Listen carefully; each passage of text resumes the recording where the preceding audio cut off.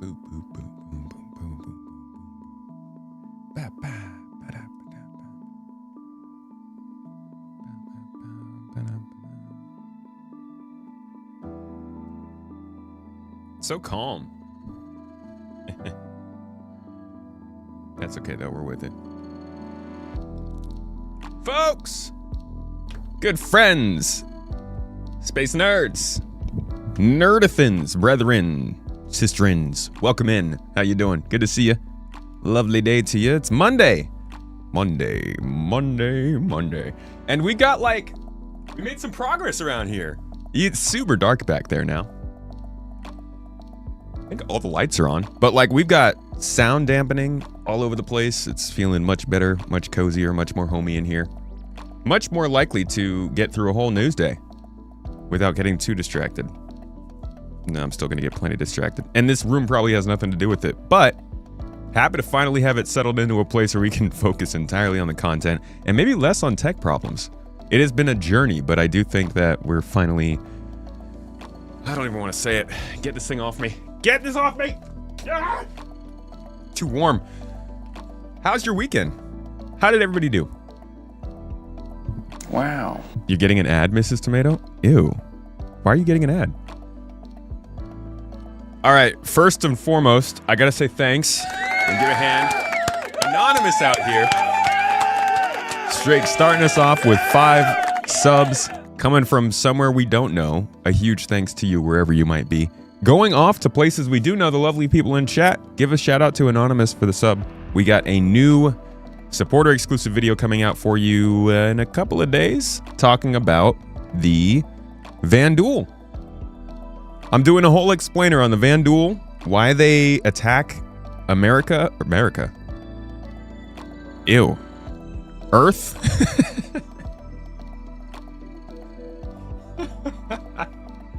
Why?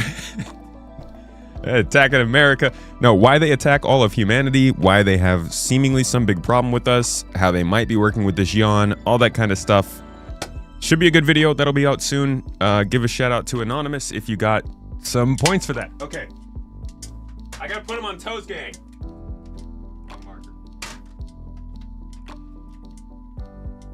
Anonymous.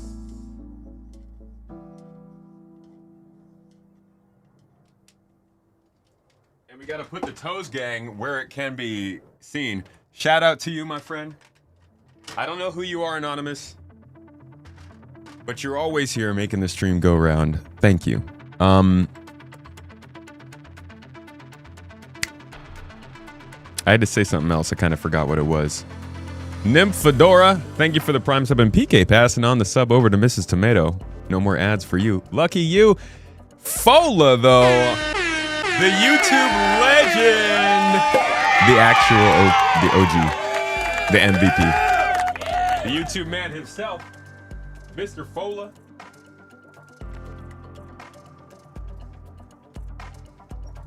$10 memberships from my man coming on the Toes Gang. And the same thing goes if you just got a membership gifted from my guy.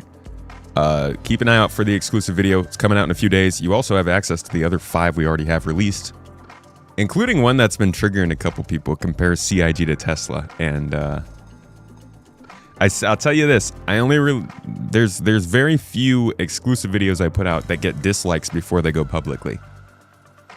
I wear it as a badge of honor when it does. Thank you for showing in to the stream today. Hope you're ready for some interesting... Am I in the dark? Is it pretty dark? Hold up. We can adjust this with my keyboard now. Check it out. Let's brighten this up a little bit. How's that? A little bit better. A little better. Now it's just my eyes getting blown out. Where are my sunglasses?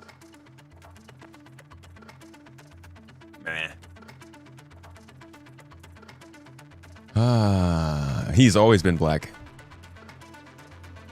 Mrs. Tomato with the jokes.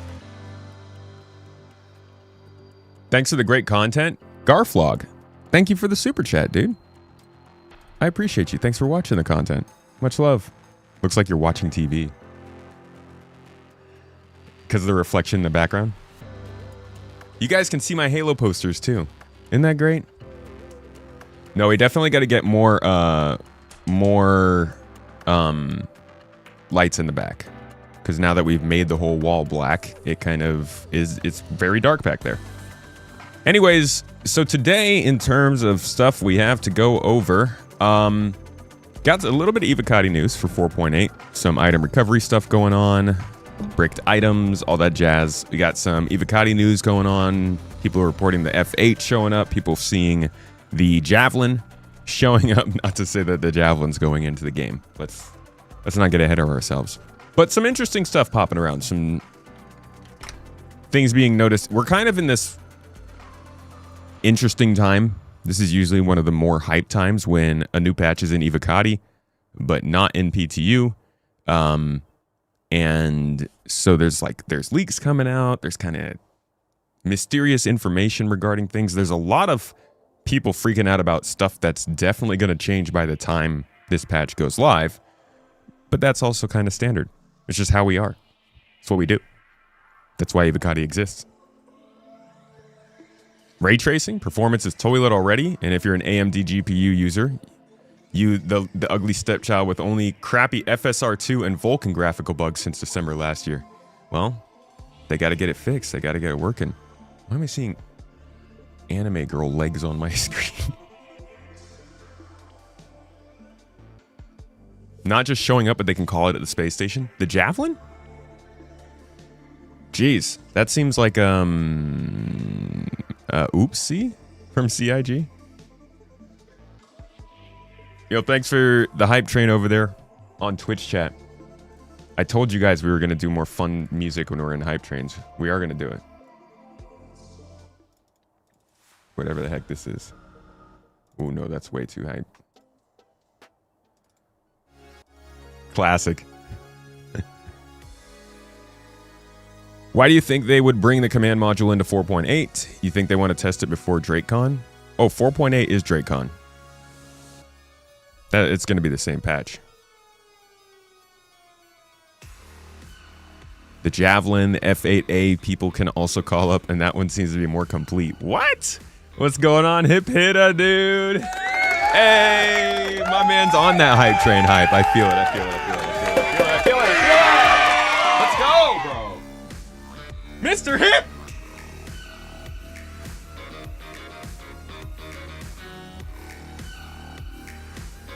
Thank you, my dude. I appreciate you. We are shooting to try and pass the goal by the end of this month. We fell behind a little bit, and we're going to be out this week, so this is our last stream of the month. Thank you for pushing us past. That's pretty crazy. I am wondering the likeliness of them actually pushing the Javelin out right now into Star Citizen for players to have seems low. Yeah, dude, it's got to be the starting music. It seems kind of low because I just don't see much reason to bring the Javelin in. The Idris was one thing. Can you guys see this camera yet? You know that? Does that work? No, that camera still doesn't work. That's unfortunate. Po boy. Thanks for the bits, man. Appreciate you. We said that about the Idris too, didn't we? We did. They were doing a lot of teases before the Idris got dropped in, though. For the weeks before it happened. But they have gotten better at hiding things, so I don't know. What do I think about a TSG, but ground-based assault? TSG? Trek Star Galactic?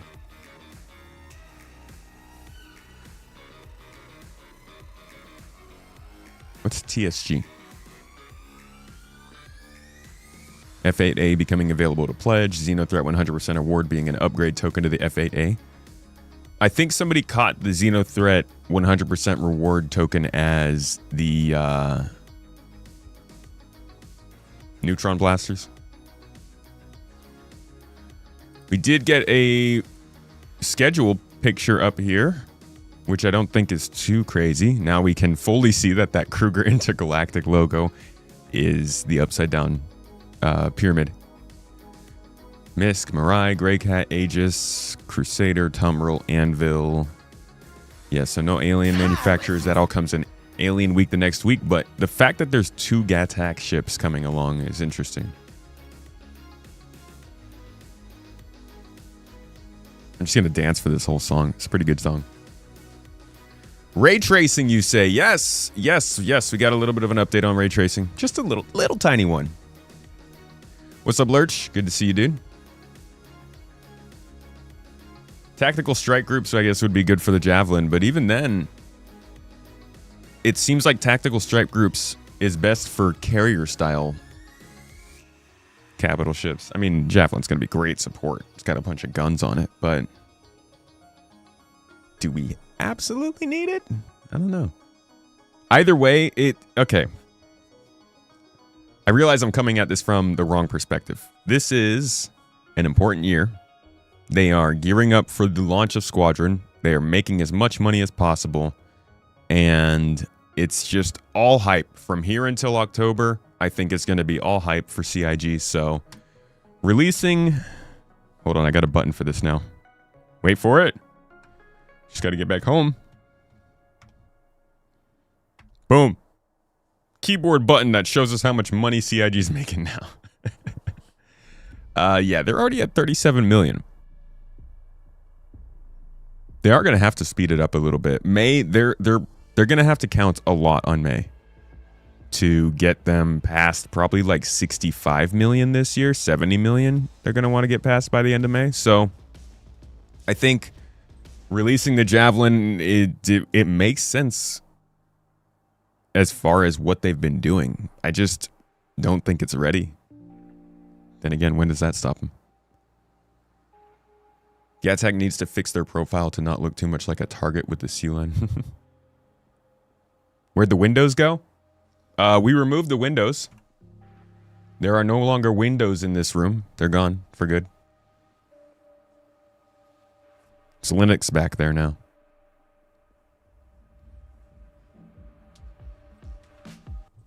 It's pretty good.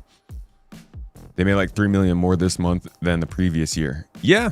No, I mean, I'm not saying they're not doing good money, but they're gonna be pushing in May, I think. You think we'll see something new from Gray's Market? Want to see that weird modified balloon-looking ship? Oh yeah, that's a weird one. I don't know if that's Gray's. I think the next thing we'll see from Gray's is the Mustang. Whatever they do with that thing. Sick song. It's a cool song. All right, let's talk about Evocati.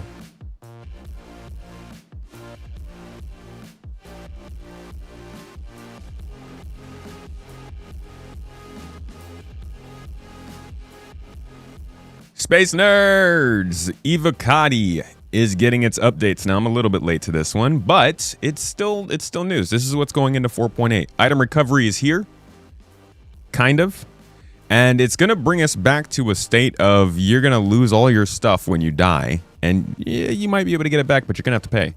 So we're going to go through all the details of this, what people are saying, what it's looking like, and how much it's going to ruin the game forever again.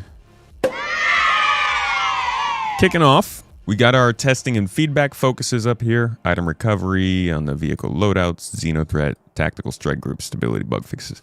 All that jazz. Jumping down to the gameplay section though. This is how they describe item recovery for vehicle loadouts. This update focuses on the latest updates to item recovery with ship loadouts. By default, when your ship is destroyed and you file a claim, you will receive the base loadout for that vehicle. This loadout is defined by either your RSI web hanger configuration or the default in-game vehicle configuration. Any modifications you made, like components or weapons, will not be stored as part of the default claim process. Does kind of fit in with what we saw from item recovery back in the day. But we're going to talk at length about item recovery and how terrible it could be, how great it is, all the opinions about it. Someday when this loads, you can see that in item recovery tier 1. Now we've been doing tier 0 since about this time last year, which basically meant you don't lose anything ever. You lose stuff in your backpack, but you don't lose anything that's equipped. That has been both a blessing to a lot of people because obviously this game has a lot of ways to lose things that aren't your own problem, aren't your own fault. Glitches, falling through the floor, the inventory just removing things for some reason, killing you for no reason. It can happen. And that's kind of the pain of playing a game that's not finished or anywhere near close to being release ready. But it's the reality. So they did this for a year as part of their playability push. You can gnash your teeth all you want, but last year they did try to do some playability stuff to make it more interesting to people who were there at that time playing as opposed to people in the future.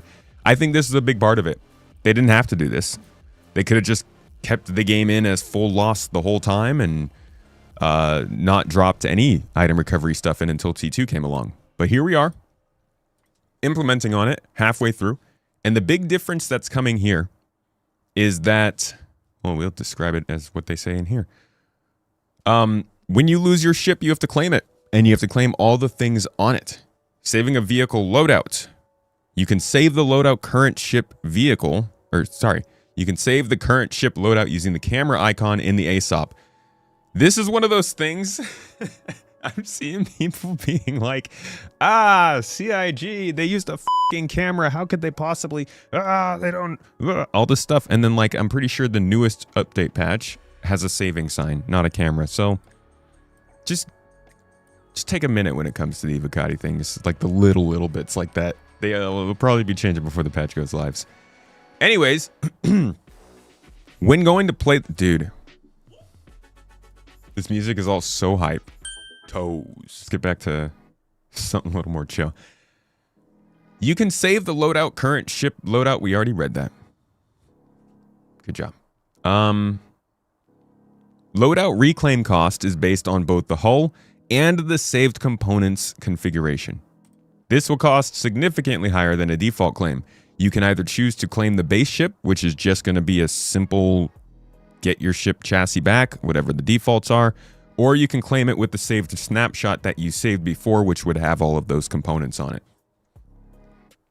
Saving of crafted vehicle components, they say. Oh. They are still working on making crafted vehicle components persist through claims. For this build, crafted items will come back in their default state on the next claim, bro. Oh,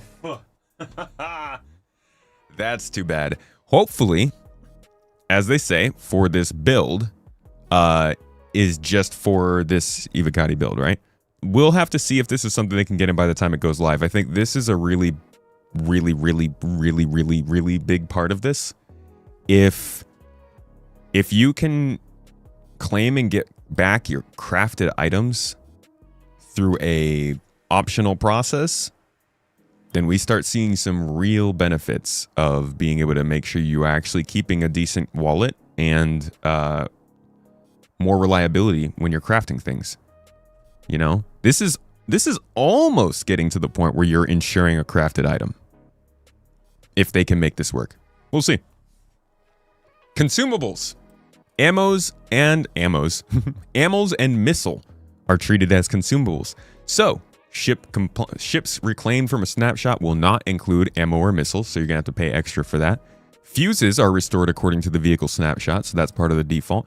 You must restock and rearm via ship services. So, it's also going to be a lot more expensive to go out there, shoot off your Polaris's torpedoes, screw a bunch of people over, and then go and get them redone. Now the problem, sure, this makes it a lot more economically unviable to be an ass and just go around shooting everybody. But this also can put a little bit of a barrier there between the people who have a ton of money and can keep doing that, and the people who haven't. They haven't experienced any exploits. Nobody sent them a random amount of money, nothing like that. They're playing on the normal economy. Now you suddenly got like your really exploded, inflated economy and your rather normal economy. And it's just dependent on who you know and what you're doing, which is how life works. But the scale is so crazy that all of this, I hate to say it, I know some people are going to really hate this. All of this isn't really going to matter too much in 4.8. I'm meaning to make a video about this, but we're really just back to the same old CIG we were before. That is to say, when they're adding this stuff into the game, they're not adding it because they want you to have a better gameplay right now. That's why they were doing item recovery tier 0 and stuff like that. And, you know, tier 1 is definitely still that attempt to make the game more enjoyable while they bring in the actual functional parts of the game that are supposed to work. But it's very, very clear that CIG right now is just trying to get the actual systems that drive this game into the game and functional so that they can bounce the other systems off them, which was really, it's really close to what we were doing before 4.0. From 3.0 to 3.23, this is largely what they were doing. It was just a lot less direction, a lot less seeming connectivity between all the different teams working towards these things. And they weren't big systems like this. They were small features. It was like physical getting pushed around, you know, physical reactions and being able to purchase ships or tractor beam functionality. It was the very basic stuff. Now we've just taken a step up, but it's still the same idea. I still think this is not going to be fun for a lot of people who are just trying to only play this as their main game right now. But let's keep going. Stored local ships and scraping, they say. There is a limit on how many ships can be stored locally within a hangar storage. Oh! Bricked ships will not be automatically removed from a hangar storage, allowing you to call them up on the hangar to retrieve any cargo that was within. You can scrap ships to remove them from your hangar. Scrapped ships which you own can be claimed back later. Okay. You can scrap ships to remove them from your hangar. Do we get materials for scrapping them? That's something I want to know.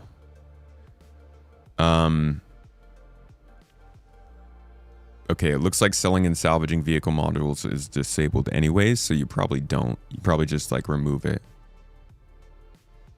So, okay, this is also pretty big.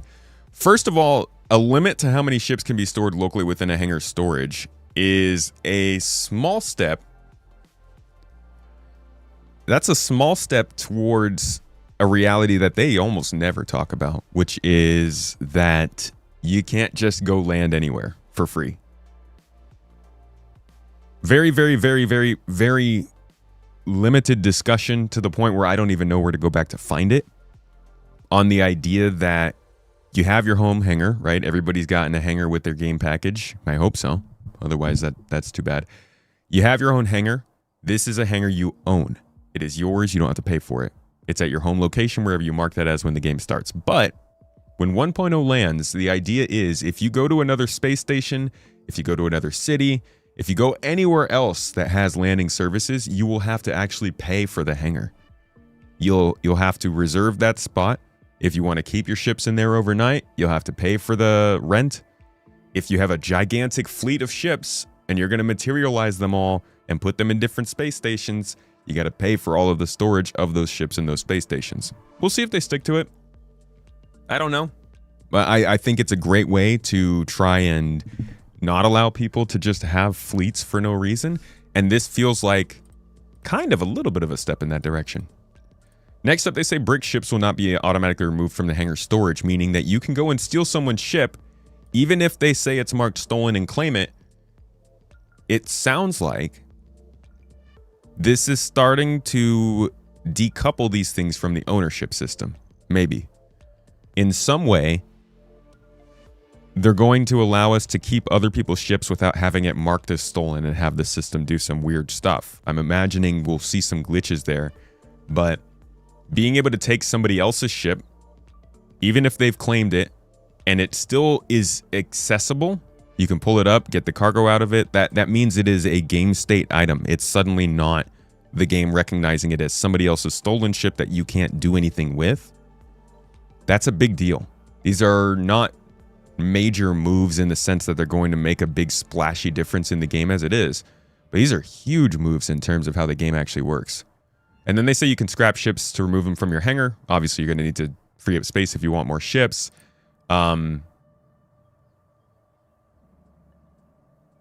but I don't know what you're getting from the scrap ships. We're getting there. We're getting there, man. We're we're getting so close to the reality of like, oh, somebody left something off in space. I found it. There's some dead bodies here. What the heck happened here? Let's take the loot. Let's take the ship.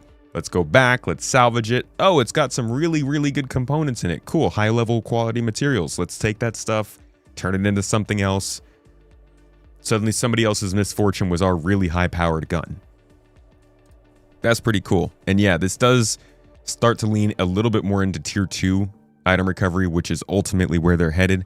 The idea of tier 2 is once an item is looted, you will have the option to sell it, dismantle it for crafting items, or restore it with the potential cost of crafting materials and credits to make it your own. So the idea there being, once you steal something, it's not just some random thing that's in your hangar that might disappear. It's yours. Now you'd have to do something to make that happen, but they've already detailed that a little bit too. If you go back to the Star Citizen 1.0 discussion, Richard Tyrer actually explains the entire idea of being able to steal a ship and make it your own. Listen in. Ship, you can mark it as stolen, either via an insurance claim or in your Mobi. This will then trigger a dead man switch on the stolen ship, meaning it will cease to function after a period of time. But what options does this leave as a pirate?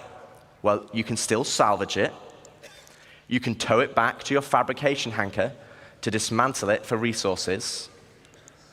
Or if you have a high enough rep with the council, our criminal guild, you can get the dead man switch disabled and pay for a new title deed to become its new owner. I clap for that, bro. I clap for that, man. Let's go. That's sick. That's sick. But make it happen. So the idea there is that everything's kind of permanent. At this point, things would be persistent, and you would be able to steal something from someone, and literally it would be your own. Suddenly, you don't have to work for it. You don't have to craft it. You don't have to buy it. You still have to upgrade it, maintain it, and keep it safe for yourself. But there is a lot more possibility in scavenging in piracy, and thus, we are going to need some better security systems.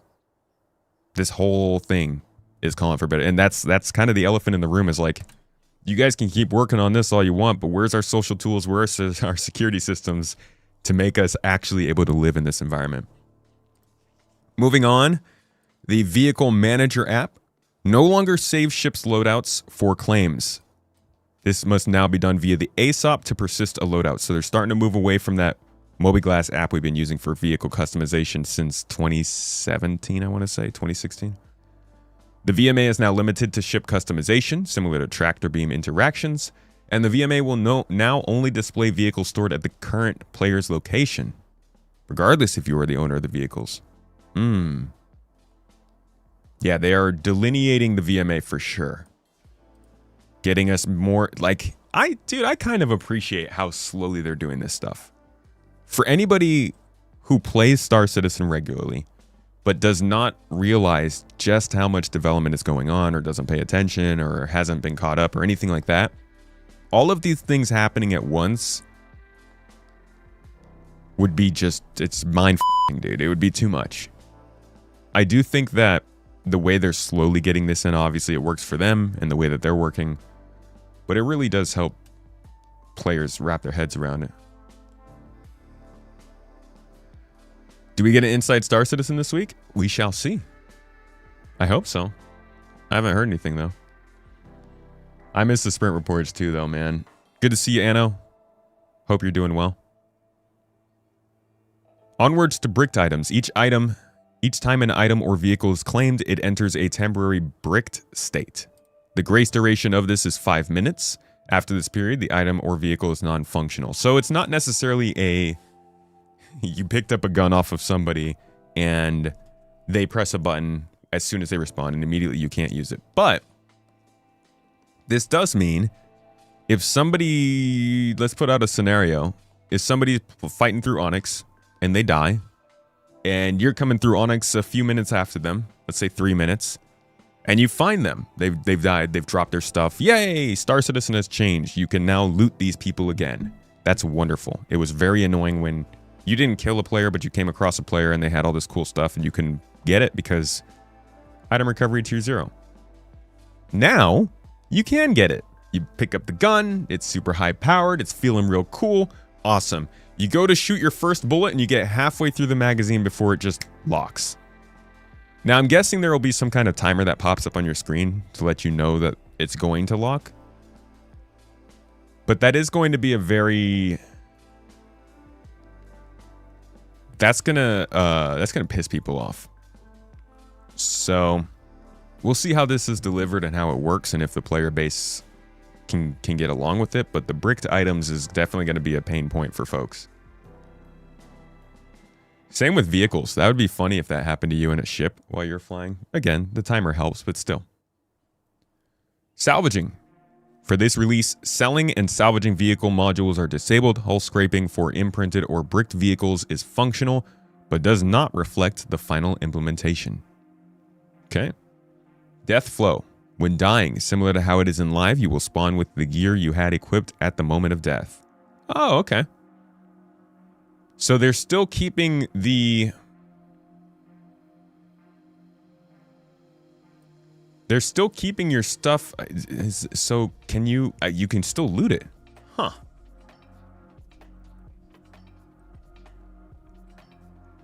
I'm going to have to... I haven't seen Evocati yet. I'm going to have to get in and test this. But if you die, you'll respawn with your gear. But the gear is still able to be gotten, but it's not automatically bricked. So then wouldn't that mean that it's still technically these things are getting duped, or? That's weird.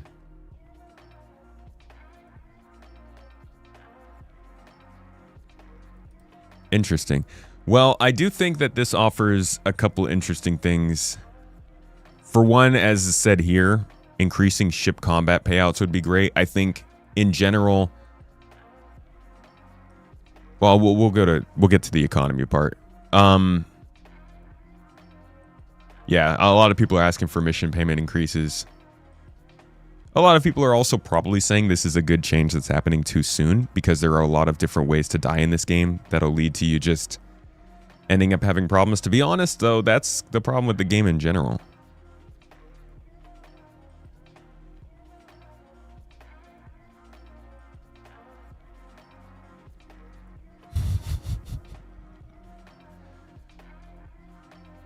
If claiming costs increase significantly, there needs to be a counterbalance in mission payout, especially if missiles and torpedoes rearm comes on top.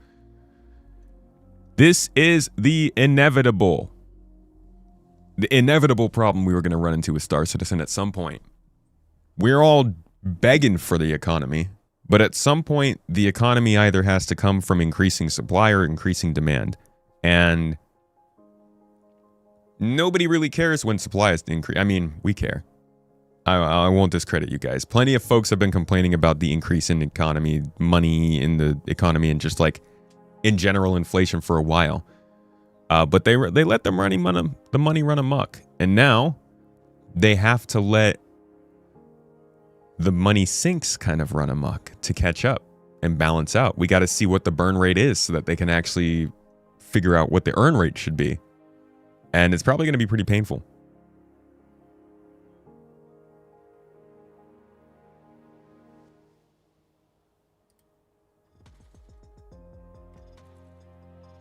This is an interesting change, and there's a lot to learn here.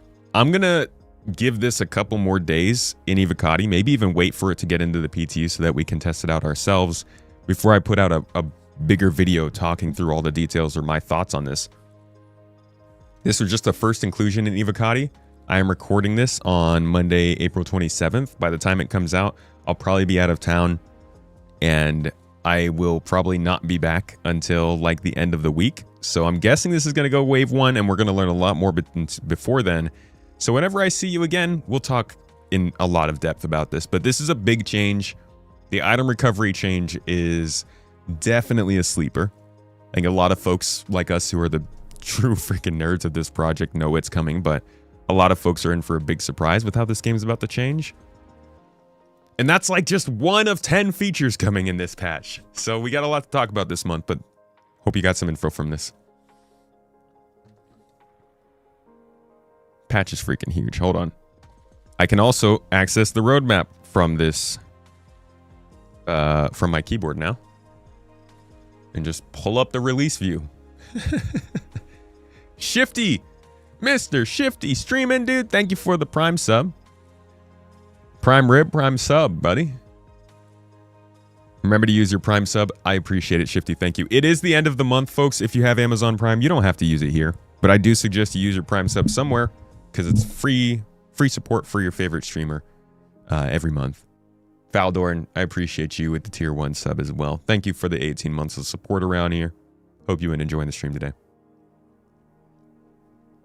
All MMOs do for sure. Player trading and blueprint upgrading with material quality will do wonders to keep it relatively balanced, but it will require constant adjustments. Their main goal, their main freaking loop is coming together. I think that's the most interesting part is we can talk all we want about how 1.0 features are taking a long time to come around. But if you listen to Richard Tyler explain the loop of how Star Citizen is supposed to work on the sandbox side of things, they're 100% headed towards that. Not everyone has used external trade sites to get rich. They already know how much money players can make within the game because they control it, so they should factor it in mostly. Most people aren't using external trade sites to get rich. It's literally in-game duping that people are doing. And a lot of other folks aren't even doing the duping. They're just getting money gifted to them that they don't expect. I got a ton of money gifted to me that I didn't expect. And I've seen some other people too. So you got to pass it off. And that's why I say it's kind of who you know. But yeah, they know how much money players can make within the game, but think about how many things they've changed in the last 3 months. It's almost impossible to say that the average player in November makes the same amount as the average player jumping in now. They have to have an actual set patch to recognize that cost so that they can then factor that into the burn rates. But if it's changing every patch, that's got to be tough. Wildcards, thank you for the Prime sub, Bo. Appreciate you. So we'll pay $1 million for a bottle of Cruise soon, and you're gonna like it. And you better recycle it. CIG is a joke. How can you bring strike groups without the social tools? 100% clown show. Yeah, it's a rough one, dude. I can't say anything about that. Know what else is huge? The love and support from your community. Star Citizen community is let me ask you guys this. Is there any game community that is more locked into seeing something through? I feel like we've even outdone the Half-Life 3 folks. It's like, is there any kind of like joke thing or game that has had more pushback against the idea that it might release that now might actually release? Because if they actually release Squadron, I feel like that is probably the biggest surprise in the gaming industry. LTI clown shoes emote. Mrs. Tomato's got a tomato booty emote coming through soon. You guys are... yeah, it should be a lot of fun. Deja! Yo, thank you for the 18 months. 24 months. 2 years. Primed on... Subbed on the... Whatever. Thank you for the support, man. Thing with the gray market is it's player controlled by a small percentage of people. The trading is the same there. Just the zeros at the end. The value of those people is set by them, so it's really no change. There just needs to be set in-game econ tied to player trading. Yeah. We have our own solution. Like, we have a market here. As I've probably shown you guys more than many of you care at this point. But even our prices are inflated, right? Like, when I put up a price for a Tobii Eye, I kind of do have to still take into account the prices that people can get in other stores, or else why would they buy here? So, even setting up your own kind of internal system gets screwed by that economy. You waited for Duke Nukem forever, knew it was going to be terrible, never bought it. Did it actually come out?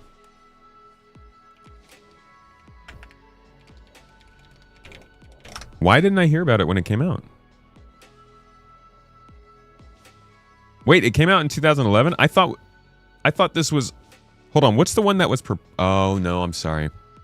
I'm thinking of Beyond Good and Evil. Who makes Duke Nukem? Gearbox? Gearbox Triptych? Yeah, I was thinking of Beyond Good and Evil. That game got announced in, like, 2008?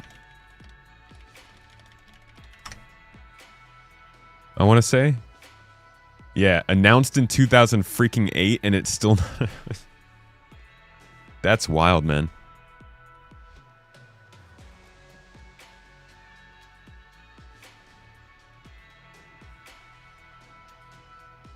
You didn't hear about it because it's absolutely awful. I also did not care in 2011. At this point, my gaming career was... Gaming career? My...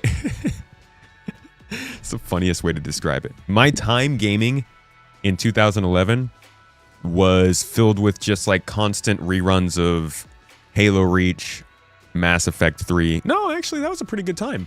Now that I think of it. Because that would have been like Halo Reach, Mass Effect 3. I think Mirror's Edge was coming around at that time. Modern Warfare 2 was out. Maybe Black Ops at that point. Assassin's Creed was hitting it big. BioShock was doing well. That was a pretty good time, actually. So yeah, I probably wasn't paying attention to this. There's enough good stuff going on. Fable 4. I'm pumped for Fable 4, but I don't think... I mean, they announced that not long ago. 5 years ago? 4 years ago?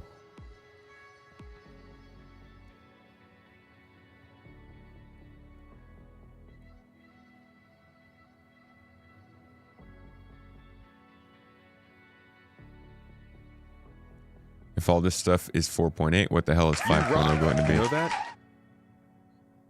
Actually, that's a funny question because I'm wondering how many people are thinking 5.0 is going to come after 4.9. Haven't been around long enough. Haven't gotten to see CIG do their thing long enough.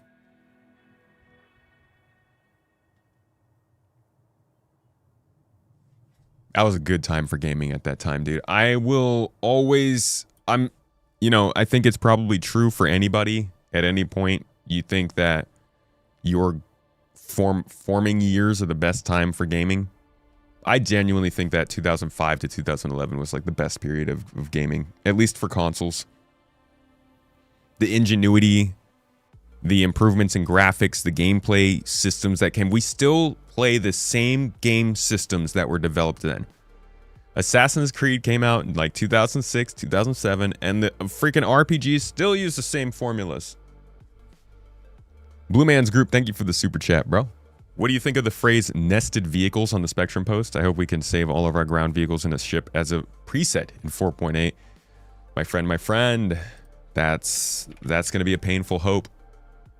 Test focus, spawning nested vehicles. I mean, that would be amazing.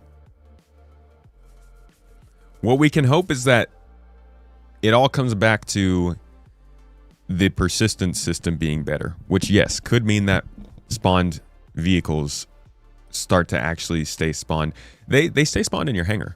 So if they're getting ships into some kind of situation where the imprint system is improving on ships, then yeah, I could see them saving their states better. We'll see. Good catch, by the way. You have a friend who contributed her music and voice into BGE2. She's still super excited for people to hear her work in the game. That was a cool program they did. Also felt kind of like they were just looking for people to get them more stuff that they could put in the game. But I hope it comes through and that stuff gets included. OG Crepe, thank you for the Prime sub, my friend. Hope you're enjoying the stream.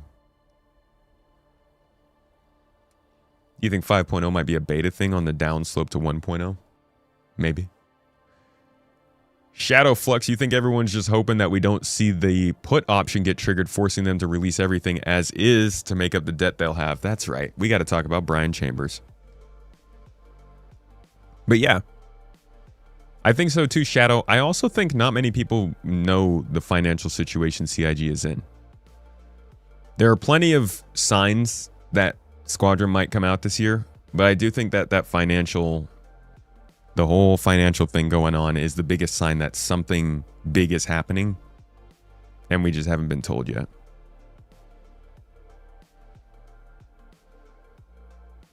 You always thought System Shock and System Shock 2, Dead Space, were your jams back in the day. Those are good ones.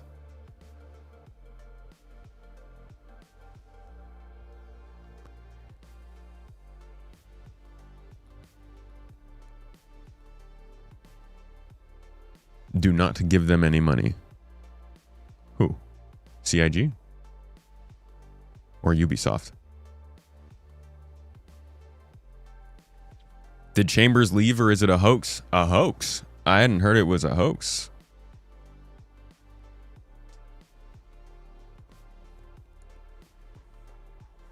I have to sell the yacht. The financial situation is simply the primary investors for CIG. They did their first investment was in 2018 for, I believe, $46 million. It's a quick rundown for anybody who hasn't been following. You can find articles written about this. It's very well reported. Clive Calder and his son put $46 million into the game for a 10% stake back in 2018. Now, at the time, this didn't really tell us too much. It valued the company at, I guess, around $400 million, because at that point they had raised only $210 million. But players themselves didn't really know what was going on. I mean, this was about a year and a half after the game had been delayed. The general excitement around that was not great. Star Citizen 3.0 had come out, but it had a rough year in 2018. So, like, I wouldn't say that the enthusiasm was all that high, but I do think that the game company themselves had gone through a big stumbling, like a big stumble in trying to roll out 3.0. And they did a lot of reconsidering of how they were going to release and make the game. And so in 2018, I do think that they had a pretty significant reset, either 2017 or 2018. And we can see very clearly that money started to expand pretty quick after that. But at that time, it wasn't as hot as it is now. So they took on some extra money, a whole year's worth of funding, actually, which I'm guessing helped them. Now, they have never pulled that money back out. They've never gotten their returns for that. And in that time, they... if I can find a report, they invested another round of... Nope, sorry, this is last year. This is the third round, so I'll keep that one handy. I think it was in 2022.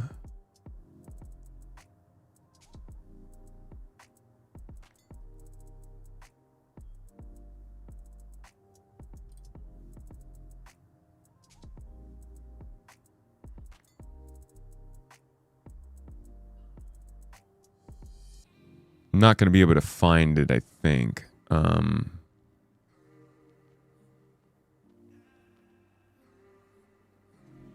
But this is talking about a report that was seen in 2022. Nosy Gamer, he's the one that we just pulled up here.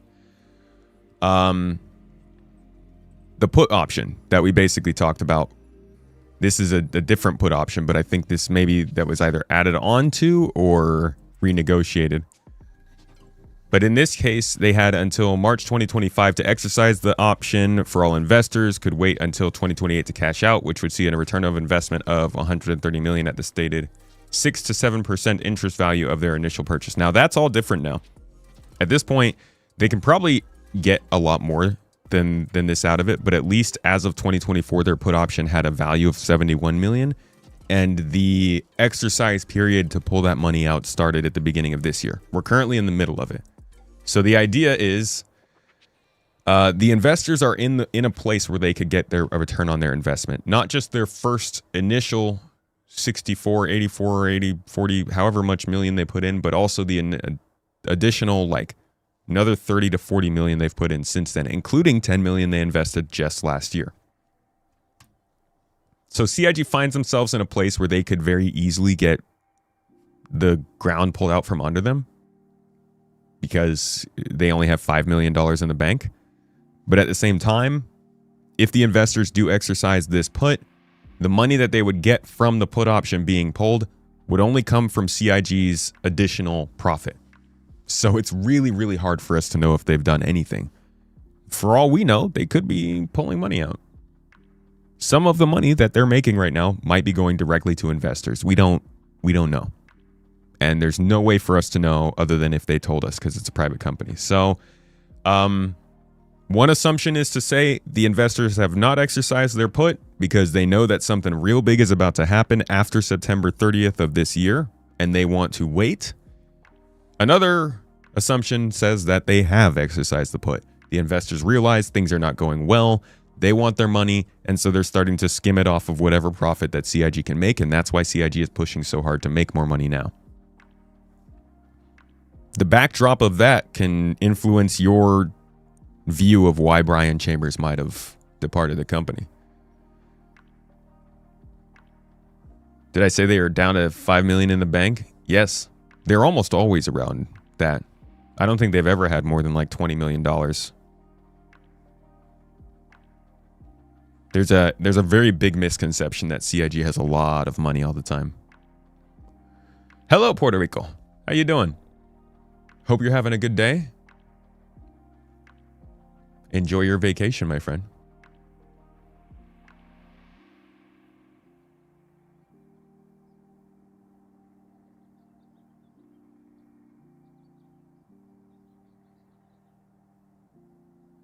Ain't giving Ubisoft any more money, that's for damn sure. I don't know, man. I am definitely, Ubisoft is not on my I can't play their games list. I certainly will avoid quite a few Ubisoft games, but they've got some studios in their crew that do good stuff. I personally really like Massive Studios' work. Even if it is a Ubisoft studio, I think that they have some pretty good ideas that they put in their games, and I've been pretty much impressed with something in their games with everyone I've played. That being said, ain't nobody gonna stop me from playing Black Flag Resynced. Brian definitely left Squadron because Squadron is done. He put that feather in his cap and is moving on to new things. I hope so. Did Brian Chambers have a stake in the game? I don't know. I don't know if they do equity for their employees. Arbitero, thank you so much for the super chat. I appreciate you. Pipeline showed an ensure FPS weapons on ships. Oh, that would be sick, dude. That would be really cool if you could save the things inside of ships as well. Yeah, I'm pretty sure CIG shows who has a stake in the company. And I don't believe Brian is on that list.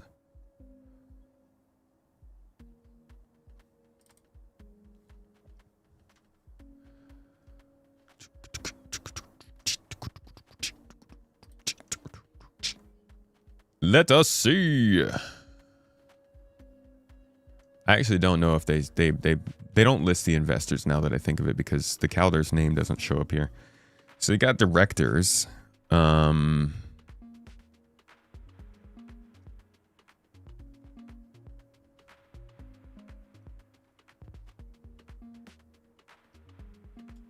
could look up shares, but I think that would probably show up hundreds of times in this document.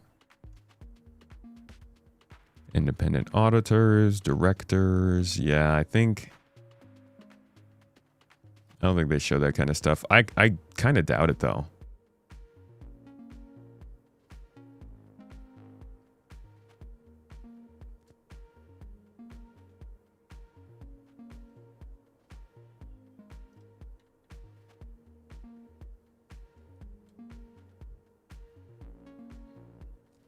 I think the only people who work for the company who are getting like some pretty good stake in the company would be Benoit.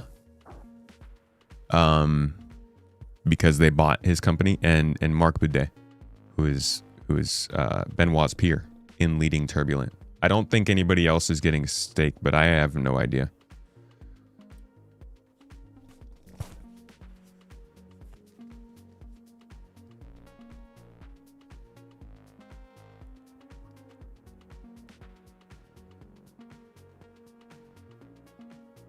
Good sign that they don't do liquid. They don't. Liquid assets don't make money. Wait, what?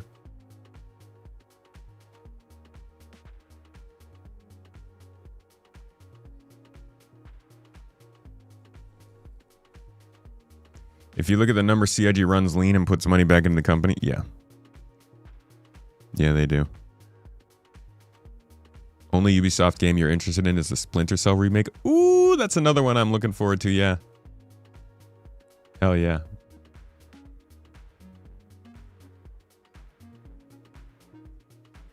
That all being said, you think the uptick in feature and ship releases could be an indicator that Squadron is nearly done with its polish phase and could explain its departure and the content increase. I mean, if this dude wants to be done with the game, man. It's kind of like when I'm eating dinner. I'll eat like 95% of my dinner, and that last 5% I look at and I'm just kind of like, dude, I'm full. Like, I want this to be a clean plate, and I want to make sure I'm doing what I need to do. You know, I came here with a mission, and I want to fulfill that mission, but I'm also full. Maybe we could just back off a little bit. And it's almost like clockwork, almost like a mental thing. I would do that if I was working on a video game for 11 years. I'd be like, hey, you know what? This game releases in 3 months. That's like 0.5% of the time. I think I can take that time off and, you know, just pay me when the game comes out. Thank you.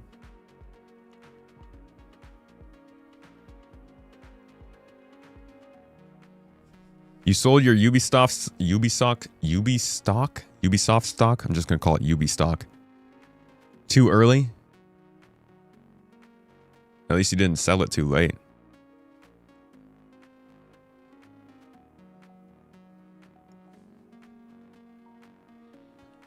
Ashes of Creation folks were locked in. Ashes of Creation folks didn't have any income, unfortunately.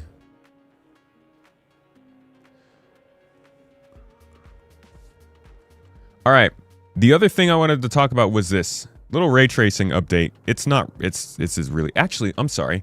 I told you guys I was going to show you the freaking main loop of Star Citizen, and I didn't show you. So we were talking about item recovery, crafting, getting blueprints, and actually caring about like unlocking these things. Listen to how Rich Tyrer describes the main loop of Star Citizen Sandbox and how it does feel like we're moving towards this with all the additions they're making right now. Different reason. And this is where cyclical gameplay loops come in. Firstly, let's add all the manufacturers and ships in. I'll just give you a moment to take that in, because there's a lot. I actually had to ask them to take the variants out because it didn't fit on this slide. And let's zoom all the way into the Prospector, a stalwart of the mining community. But let's say I really fancy acquiring a military Mark II Hornet. Let's go on a simplified journey of how I could get one.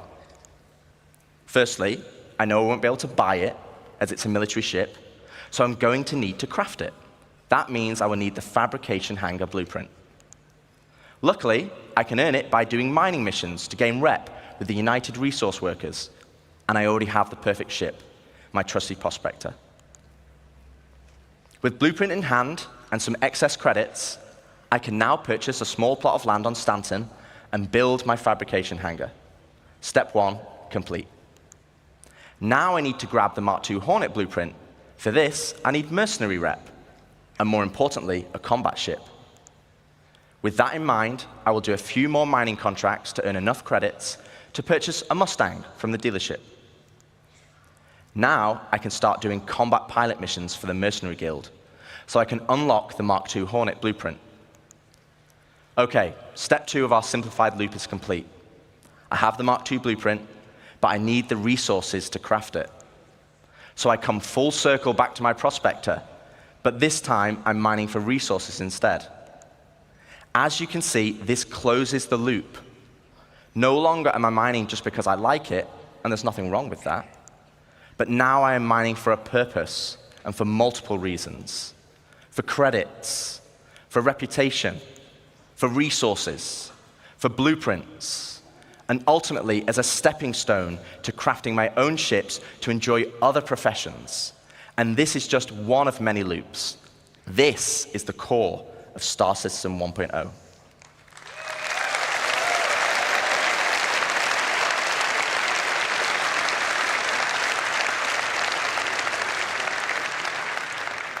Players set goals that weave between sandbox gameplay and the soft framework we are adding that give meaning and progression to our professions and features. It's providing the framework for motivation to play the game.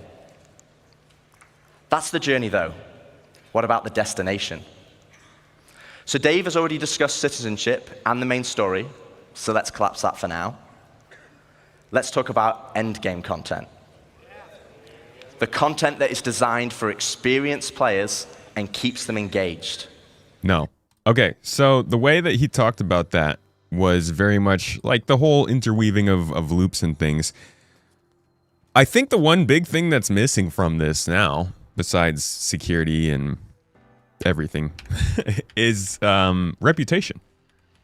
Like we're getting the resources, that's making sense. Credits are not a problem at all for us. And then blueprints are definitely starting to become a bigger thing in 4.7 and 4.8. But freaking reputation is still just this weird... Y'all, stop talking to the chair. Desk is standing today, all right? Talk to the desk. He's lonely. It's just this weird thing where everything depends on reputation, yet reputation doesn't seem to make any significant progress in the last, like, 4 years.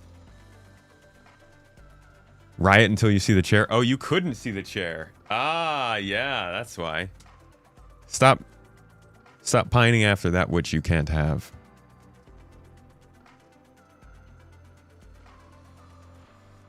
Not a chair stream. Get out of here. I thought you guys were going to be talking about the freaking game. Why would companies allow the plebs to craft ships with their name on it? So sad to only see 5 systems. I mean, I think 5 systems is pretty solid amount. At least for a start. Can't see the desk or the chair. Pretty hard to talk to them. Good. Leave them be. I need space. Thank you for the sub, dude. I hope you're having a wonderful day. And I do hope that you have the space that you need. It's important. It's important for us all.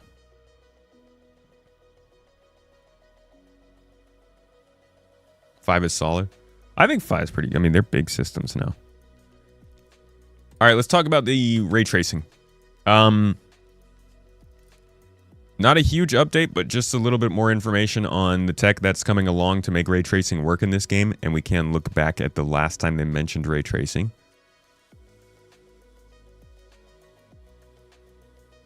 Man, which actually was the previous CitizenCon.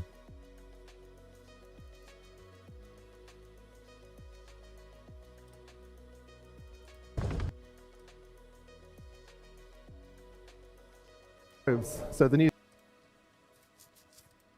But we got a couple answers from Ben Perry, just kind of answering what people were saying about ray tracing in the forum. So TSN Dice Hunter, thank you for putting the question out there, buddy. Said, I know RT Global Illumination is in the works, which can make a huge positive difference to a scene, but are RT reflections something that may also be added in the future for bodies of water, glass, metal, general reflective surfaces, etc.? Ben answers, yes, the high-spec version of Global Illumination will be doing specular reflections, so shiny or metallic opaque surfaces will get the benefit.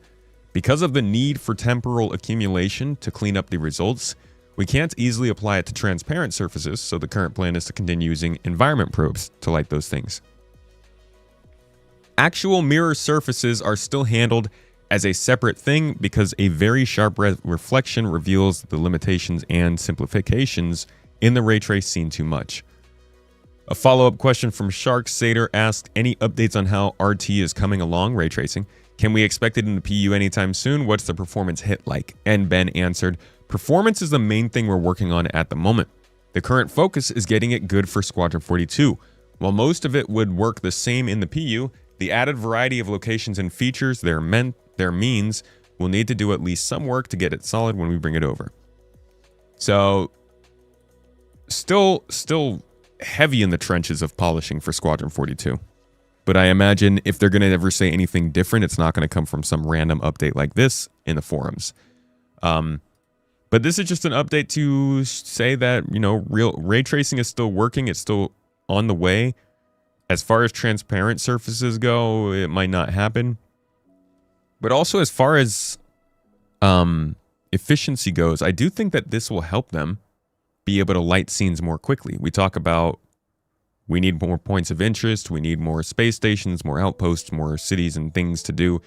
Marking those up with custom lighting might actually go faster with actual ray tracing moving, so I hope that helps. But also, obviously, a lot of optimization will need to happen before this can run in the game for most people's computers.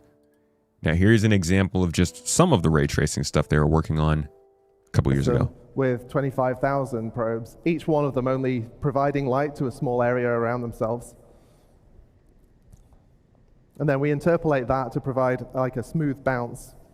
And you can see already in the distance, like the red light is really bouncing up there. And then we add a screen space occlusion pass just to tidy up the edges on things. And there is the final composite.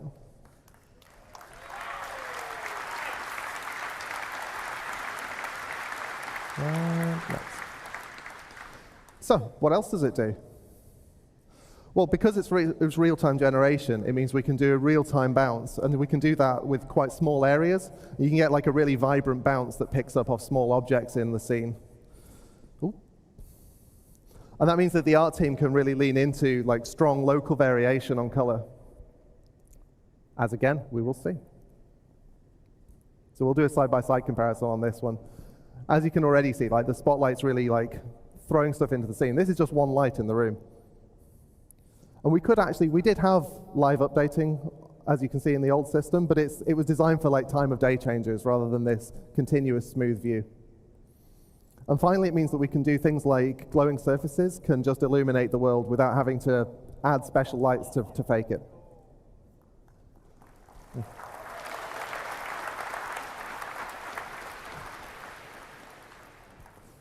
Yay, lights. Yeah, there's two really common cases in Star Citizen particularly that this is going to help with. First off, cockpit brightness. We capture at the moment the... At the moment, we capture that cockpit probe in a setup scene, and then we don't update it as you're flying around. So you're not going to get the sky color in, and you're not going to get the ground color in. And then we've got the opposite problem that I don't have a picture for this, but cargo bays, sometimes they're light, you land somewhere dark, you open up the doors, and now you've just got this weird little light room with nothing spilling out of it. So again, let's have a video. Oh yeah, so this is the old system. The sun's working, but you can see there's no sky, there's no ground lighting. By the way, I've turned off a lot of the cockpit lights so that you can see this. And then in the new one, you can already see the skylight is kind of helping a little, but then as you turn over, you get all the ground lighting.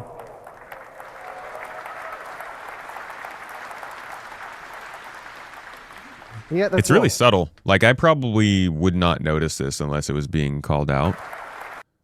But it definitely adds to the look. And then in the new one, you can already see the skylight is kind of helping a little.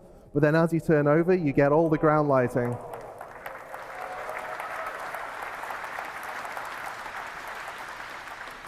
Yeah, there's more. You can't really have the art team optimizing a scene for one type of lighting and then having to optimize it for another type of lighting and having to trade off decisions about the two of them. So what we've been experimenting with is trying to create a new low bar that's higher than the old low bar, as well as creating a new high bar. And the idea for this is basically to take that single room environment probe system that we have been using, update it so that we can do live relighting on that, and then to sort of slot that in where the ray tracing would be while still keeping all of the other stuff, like the 25,000 probes and all that kind of stuff, can look at the old system and we kind of Frankenstein them together. So I'll show you what we've got so far for this. So this is just the old one and the new one so that you can see the problems. Like, just it's overly lit, let's be honest.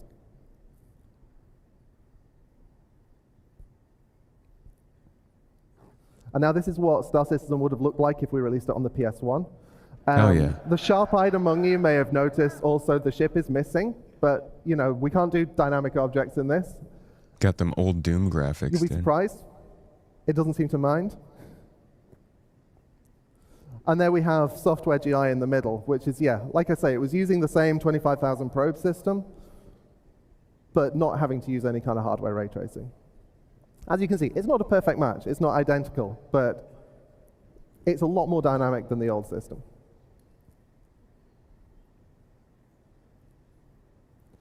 And finally,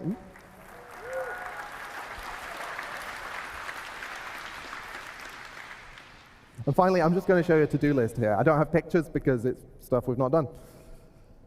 Glossy reflections. Obviously, we want to complete the picture, and for that, we need to handle glossy reflections. That's self-explanatory, really. I don't know what to say about that. Secondly, you've only seen it on opaque surfaces so far. The next step is to extend this so that it can support glass and water and all the other transparent things in the game. And beyond that, we've obviously got fog, we've got other atmospherics. We want to expand GI to make sure that it affects everything smoothly and equally. And the final thing is a Star Citizen thing.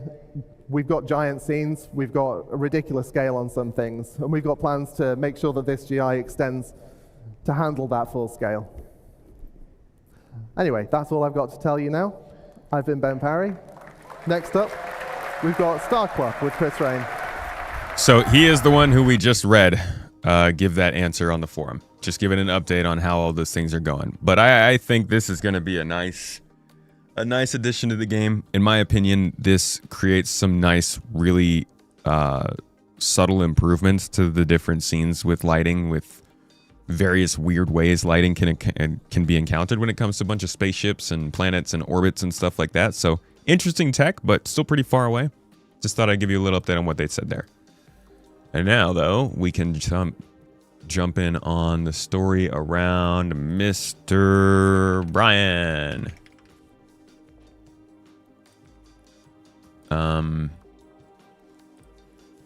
Pretty important guy.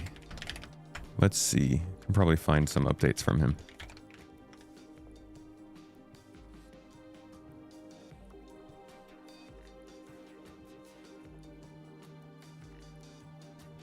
Squadron 42 around the verse.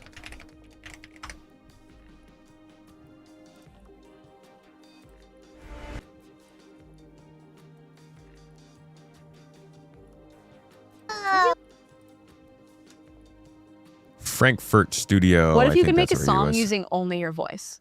Let's start. I'm always on the wrong browser.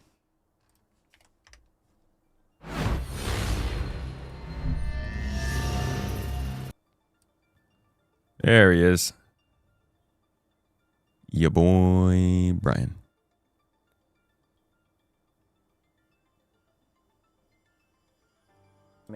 While enjoying the advanced shading quality of the in-game development. All right. You can make a song with your voice? No. Really? A whole voice, dude?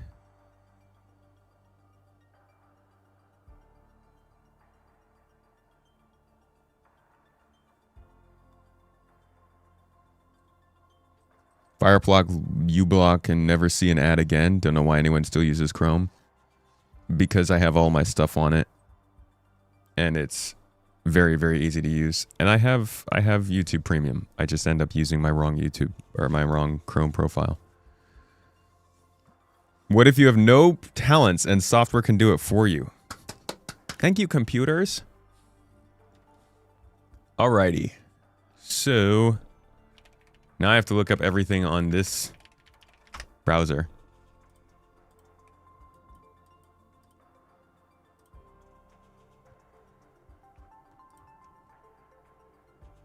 Okay, that one actually I will need to open on this browser. That's awkward.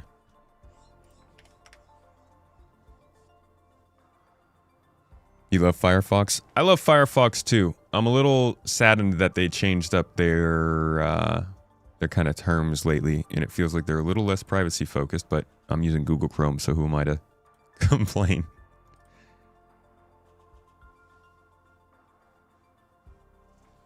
Oh, that's right. So, Brian Chambers has left CIG. For those of you who don't know, Brian Chambers is the VP of development for Squadron 42, I believe. He was in the Foundry 42 office, which was a big studio that was started off of from a lot of the folks who came from Crytek, actually. For those who don't know, CIG is actually made up by several pretty key Crytek developers, including Brian Chambers, Sean Tracy, and several others from the past. They helped develop the CryEngine. They came over to CIG to help develop the Star Engine based off the CryEngine as they built over the years. And it's been 13 years, 12 years since they started doing that.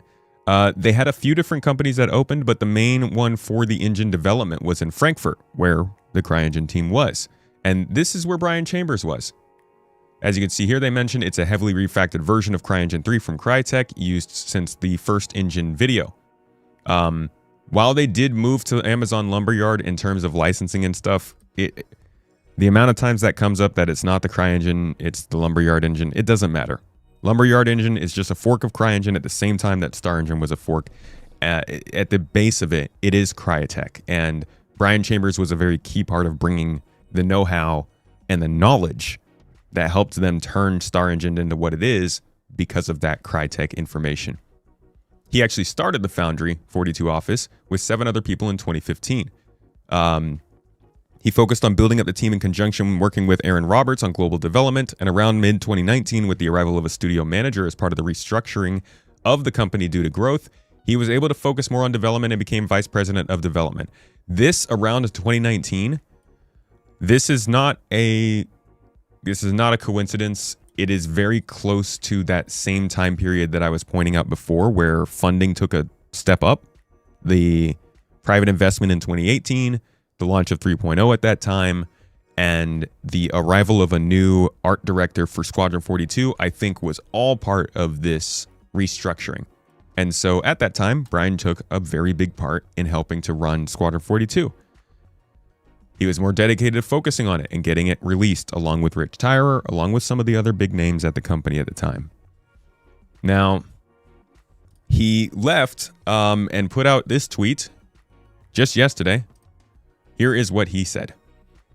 After 11 amazing years at CIG, it's time for me to step aside and watch from the sidelines. From starting a new studio in Frankfurt to helping run a dev team of 800 plus across 5 separate time zones, it's been both challenging and incredibly rewarding. Time for an overdue break, then I'll determine what's next. Let me know if anyone has any cool projects they want to help with, a new studio they want to start, or ...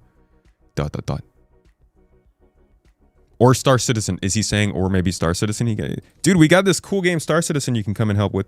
Really could use your expertise. So, Brian Chambers has departed. What kind of stuff was he doing? Here is an update from him back in the day as he was getting more and more involved in delivering the news. This is 2018, so right before he really got stuck in at Squadron. But you can still tell just from this that he was very much a key part of this studio. He helped start it, and he was focused on getting the information out when the updates came around.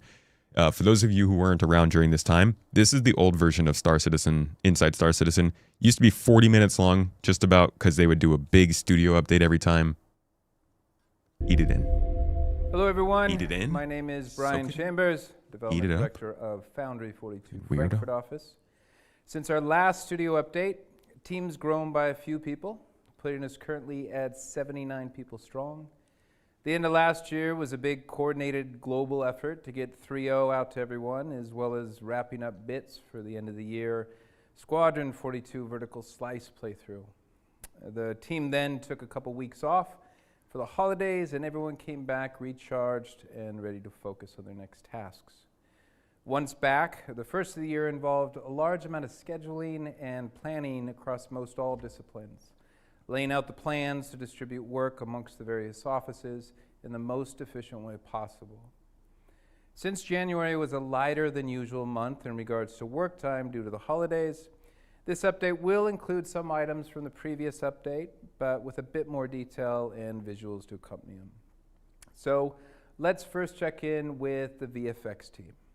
The most recent work for the DE VFX team was focused on S42 vertical slice. They contributed to the coil volumetric cloud, adding exterior effects to the slaver base on Gainy, and specific bespoke effects for the cinematic sequences. The slaver base's exterior was dressed in suitable effects for the dusty planet surface and low technological style, and the cinematic effects were bespoke for the various cutaways in the vertical slice. The work on the coil gas cloud tech went through a good amount of R&D with the team. They were focused on developing new methods to create an interior volume while keeping in line with the defined and approved concepts and art direction.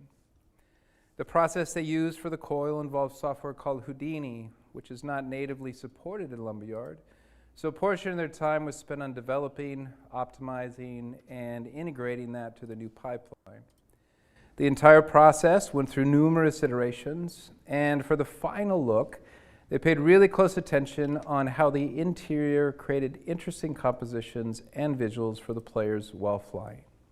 The past couple of months have been very productive for the AI team, with a split focus on both Squadron 42 and the Star Citizen PU.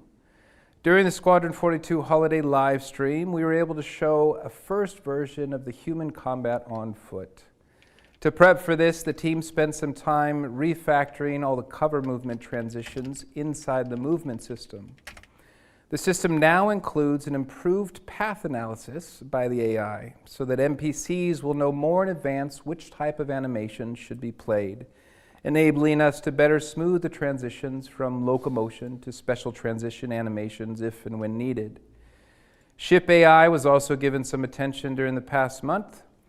During the S42 reveal, we were able to show our first version of the updated spaceship. Just so you know, let me show you what this planet looks like now in the game. I think it's really easy to miss what that is, because it changed so much in between that time. But I just want to give you a quick look at how much the game changed. So this is Gainy that we're seeing in this AI video, was right? also given some attention during the past It's month. just too loud, guys. I'm sorry. During the S42 So this is reveal, Gainy. It's got the stuff in the orbit. It's looking pretty bad underneath, all that jazz, right? Here is the new version of Gainy. Ultimately, this is the final phase of gameplay iteration before we fully transition Remember, to optimization and looked like stability this. on the road to release. Now it looks like this. This is Cole. Come back. It's crazy. They went insane when they did their whole restructuring around 2018, 2019. The art just changed so much.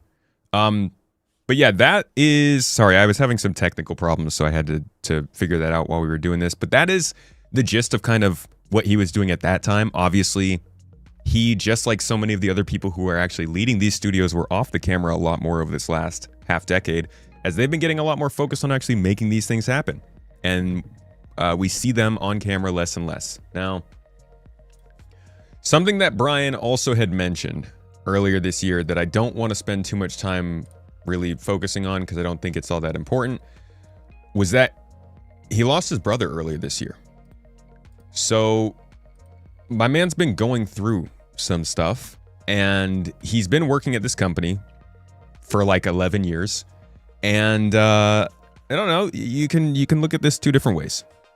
Either you are very excited for Star Citizen and you think that this means he has finished his work, he's all done, he's turning in, he's like, the game's going to come out in a few months, I've done what I need to do, I will watch how it goes, and I'll keep, you can obviously keep coming into the office and all that kind of stuff, but I want to take a break. I am done with this game, and I'm not coming back after Squadron releases. So you could look at it that way. Or the other side of things, if you find yourself on another subreddit, or maybe you just different circles, this could also be Brian saying, hey, we've busted our butts on this game for as long as possible at this point. I thought it was coming out this year. We just had a go, no-go meeting. They said it's not. That's it. I'm done. And he stepped away. and just doesn't like he is having family problems. He's got his own life. He's got things to do, and so maybe he's doing that. I don't think it's worth speculating on too much. Everybody's going to come to their own conclusions, but it's news to know. I think it falls in line with a lot of the other things that we're seeing happening, from the financial situation I mentioned to the way that they're improving their marketing, to the fact that they're starting to show up at more of these public locations. They're updating the Squadron 42 website. The buybacks thing is happening. They haven't publicly delayed the game yet. There's a lot of different signs that the game is coming along. And as higher up people start to sit back, kick up their feet, maybe that's another sign. Either way, this is just a little news update, a look into who Brian is. I just want to take a moment to say a big thank you to this man for doing what he did, for starting the studio, for helping to run the studio even during tragedy in his own family, and I'm sure during plenty of other things that happened throughout the last decade. And I appreciate him. Shout out to you, Brian Chambers. Thank you for your work. I hope you enjoy whatever it is you do next. We will be looking with much, much interest. Have a good one in space, dude. In space? In the stars? In the verse? I don't know. Is there like something you're supposed to say with people when they're done with Star Citizen? See you soon, TM, brother. But yeah, homie needs some time for himself. All these homies need time for themselves, dude. One of the greatest things I used to talk about with the Inforunners guys was that a game developer kind of wants to be able to point at a game they developed, you know? How much does it suck to be working on a game like Star Citizen, which, as much as anybody wants to say it's a train wreck, it's a scam, it's a tech demo, whatever. From a development perspective, it still means something to have worked on a project like this that people have been playing, that has been running, that is still successful. Doesn't matter what we think as consumers. Having that on your resume is really good as a developer. So it's going to feel fantastic to have it on your resume and be like, hey, it released. You can actually see people really like it too. No response from CIG. Thanks for all your hard work. He was a VP. Response send-off seems warranted. It might not be the time. People are leaving companies all the time with not much fanfare. Even high ups.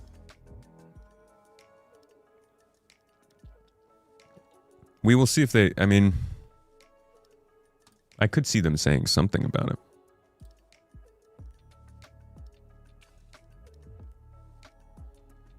Morph's reporting Javelin's in Evo right now, but it's a broken Invictus version that I'm absolutely sure devs didn't mean to let us spawn.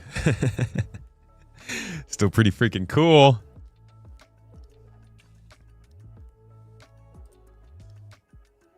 I love that. I love that Pedro is a fan of Halo. Hell yeah. Hello. Hey.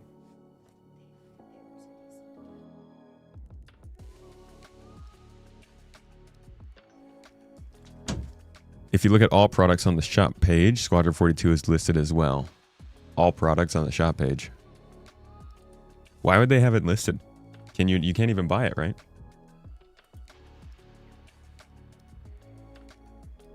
Oh, like it's all products is so much. People coming out here to come play a game and then they're like, all products, what else are you selling? These are real spaceships.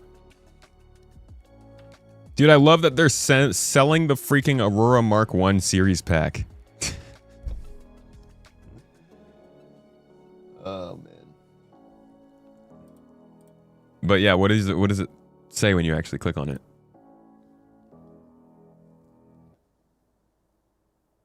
Just takes you to the website. Knowing how long a normal dev stays at a company, Brian Chambers stayed for 11 years, including CIG's most struggling times itself, is an achievement. Yeah.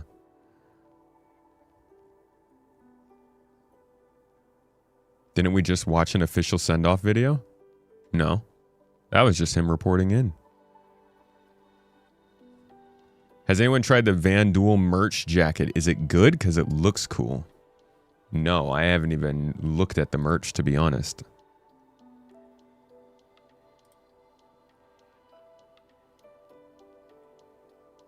shout out to Hap. He did send us this mouse pad, and I absolutely love it. Very nice, and I appreciate him for that. Van Duel. Who's rocking the Wicklow shirt, dude? I feel like you kind of do need to get this. I think this should probably be unlockable via Wicklow. Like, if you grind hard enough to get Wicklow top level, you should get a shirt for it. This is an interesting one. This feels so out of left field compared to the rest of this stuff. Everything is kind of like dark and relatively serious. The Van Duel jacket does look cool. And then this one is just like, get Star Citizen'd up for your summer staycation. What's even on here?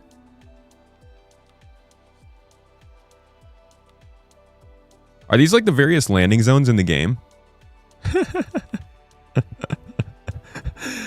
I'm not gonna lie, that's actually not bad. I'll enjoy this merch when the game is finally further along and I don't feel too embarrassed to wear it out in public. Mrs. Tomato has this. Gifted by Lovely Fire. The Van Duel jacket, though. I do love a black and red combo. Does look pretty cool. But yeah, just looks like a windbreaker kind of, right?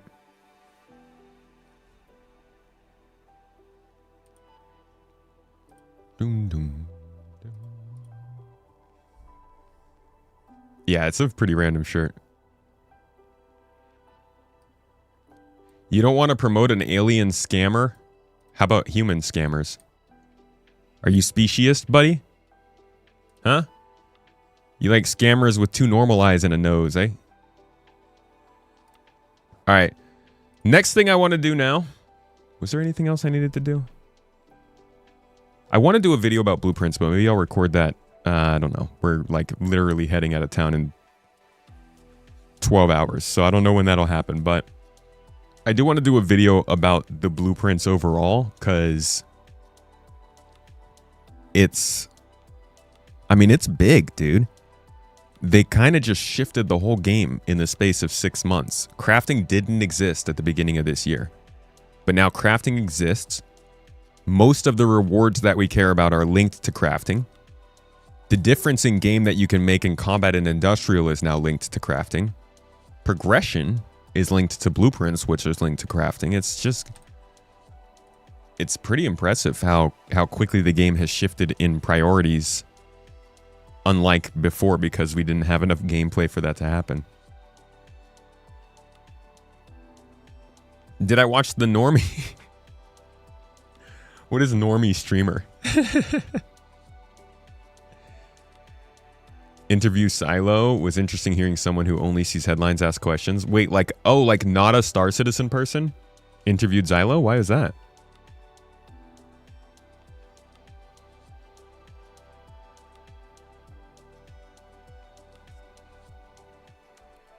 That actually sounds kind of entertaining. I just look up Normie streamer interviews Xylo. And we mean Normie in the good way. Nah, it doesn't show up.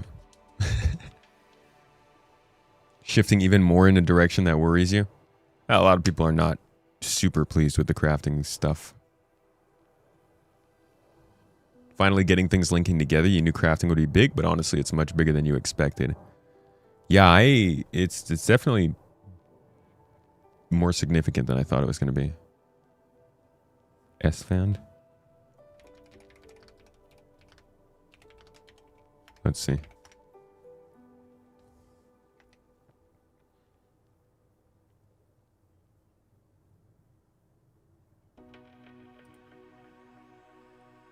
Oh, it's a long one.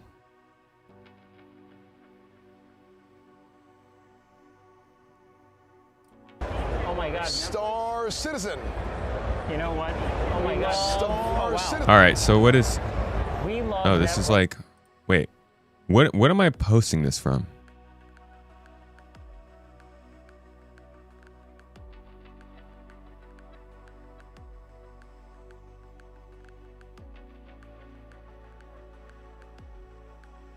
had to bribe him $50 to go check out the booth. I wonder if that's true. Imagine bribing somebody $50 to go check out the booth, and then they go and they end up spending like $5,000 on the game long term. Freshen to see content creators express genuine interest in the game rather than focusing on all the negatives and clickbait. Not sure you call it genuine interest. Someone donated for them to go over there. It does seem they actually... Yeah, I mean, if you pay somebody to pay attention to some... That's how advertising works, right? You pay money to get somebody to pay attention, and then they realize, oh, wait, I actually like this. Let me look into more of it. Just a matter of how many dollars you want to waste on it. $50 to get one person to watch is a lot. But maybe this ends up going to... spreading to other people. Now, I don't know whose content this is, but I do want to do due diligence. Undoing Slayer. I know this is an unlisted video. I'm sorry now if people are going to look at my browser and get the link and start watching it, but we're going to kind of... I want to jump through this. I want to see. Somebody said this is just like a normal person checking out Star Citizen at the recent Level Up Expo. Why don't we have a look before we jump into game?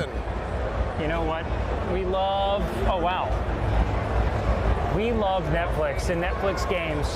We do not love Netflix, actually. Netflix games would be... I didn't want to say it, but... Bro, the booth is huge! Oh my gosh! Bro, no, this is so marketing focused. Are you kidding me? Look at the size of that booth. Look at that, dude. This is huge advertisement on its own. If you don't know what Star Citizen is, you're gonna wonder why the heck there's a booth that big for it. You walk up, you see a couple spaceships. As long as you don't sit down and play and fall through the planet, I could see people getting hooked up from this. Dude, if they do this, if they have something else going on at Summer Games Fest, then it's done. Oh, wow. We love Netflix and Netflix games. 100%. That was 100% on Higa. It's just a disgusting act from Maya James Higa.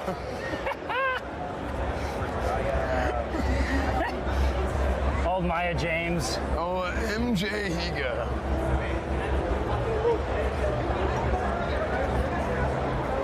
Wait, so what is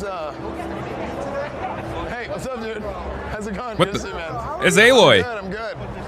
I don't want to interrupt you if you're talking to them. Oh, you're good. Yeah. What's up? Our chat was like... Yeah, I think they are partnered with AMD, CLX, and Virpil for this. Go check out and the Star Tobii. Citizen booth. Bro, welcome. Yeah, here we are. Welcome. So, yeah, thanks. Well, so, I've never actually played Star Citizen. You've never played Star Citizen? No. Oh, yes. Really? Yes. Is this like, are these like demo stations? Yeah. Yeah, all powered by AMD and a partner with CLX. So like, do you guys like, just AMD, like, it's like perfectly like just juiced it for Star Citizen? Yes. It's like... Yes, especially with the X3D technology, right? That extra L3 cache. Yeah, the new one, yeah. Just loves it. Sick. Yeah. Got that scam tech inside. Is there a line to play? Trying to get out of demo. You just grab your computer and like bump. This baby's got so many scams under the hood. Yeah, can we do that? Yeah, let me talk to you real quick. Yeah. Fuck yeah, dude. How much money do I have to spend to start the demo? Ooh, free if you're me. Hey, You live how's it going? right now? We're live. Nice. What's up, Chad? Fuck yeah. Yeah, I'm S-Fan, by the way. We actually met several times. Okay. Yeah, I do not know who Esfend is. Oh, Yeah, back when okay. he was dabbling in some Star Citizen. I'm the community director. Oh, I'm okay. also in Austin. I'm in. Oh, nice. Frick, where did we meet? Probably like a dream We've hack or never something. met. Like, Oh, like, okay. we've never talked more than like, hey, good to see you again. Or Oh, whatever. okay. It's been a long time. Oh, okay, cool. Next meeting. Hey, Star we Citizen, met is that the at next? Level Up Nick Expo. Column, or Yeah. which- Yeah, He went through it for a little bit. That's why- He that's could why- spend money on it, so he'd probably do it. Well, that's why he started streaming full time. It's because he ran out of money playing Star Citizen. Star Citizen. Yeah. So- Esfend is big from streaming WoW. What was Okay, your big name? MMO guy. Tyler. Tyler. Okay. Good to see you, by the way, Ruben. Good to see you in chat, dude. Fraser, welcome in, guys. Places and said, hey, but Cool. yeah, checked out Iron Force once a while ago. All right. I don't want to take this whole freaking video. So let's jump a little bit to where he's getting to actually see the game and see what Tyler starts Sick. telling him, or what somebody starts telling him. Wait, the upholstery here is nice.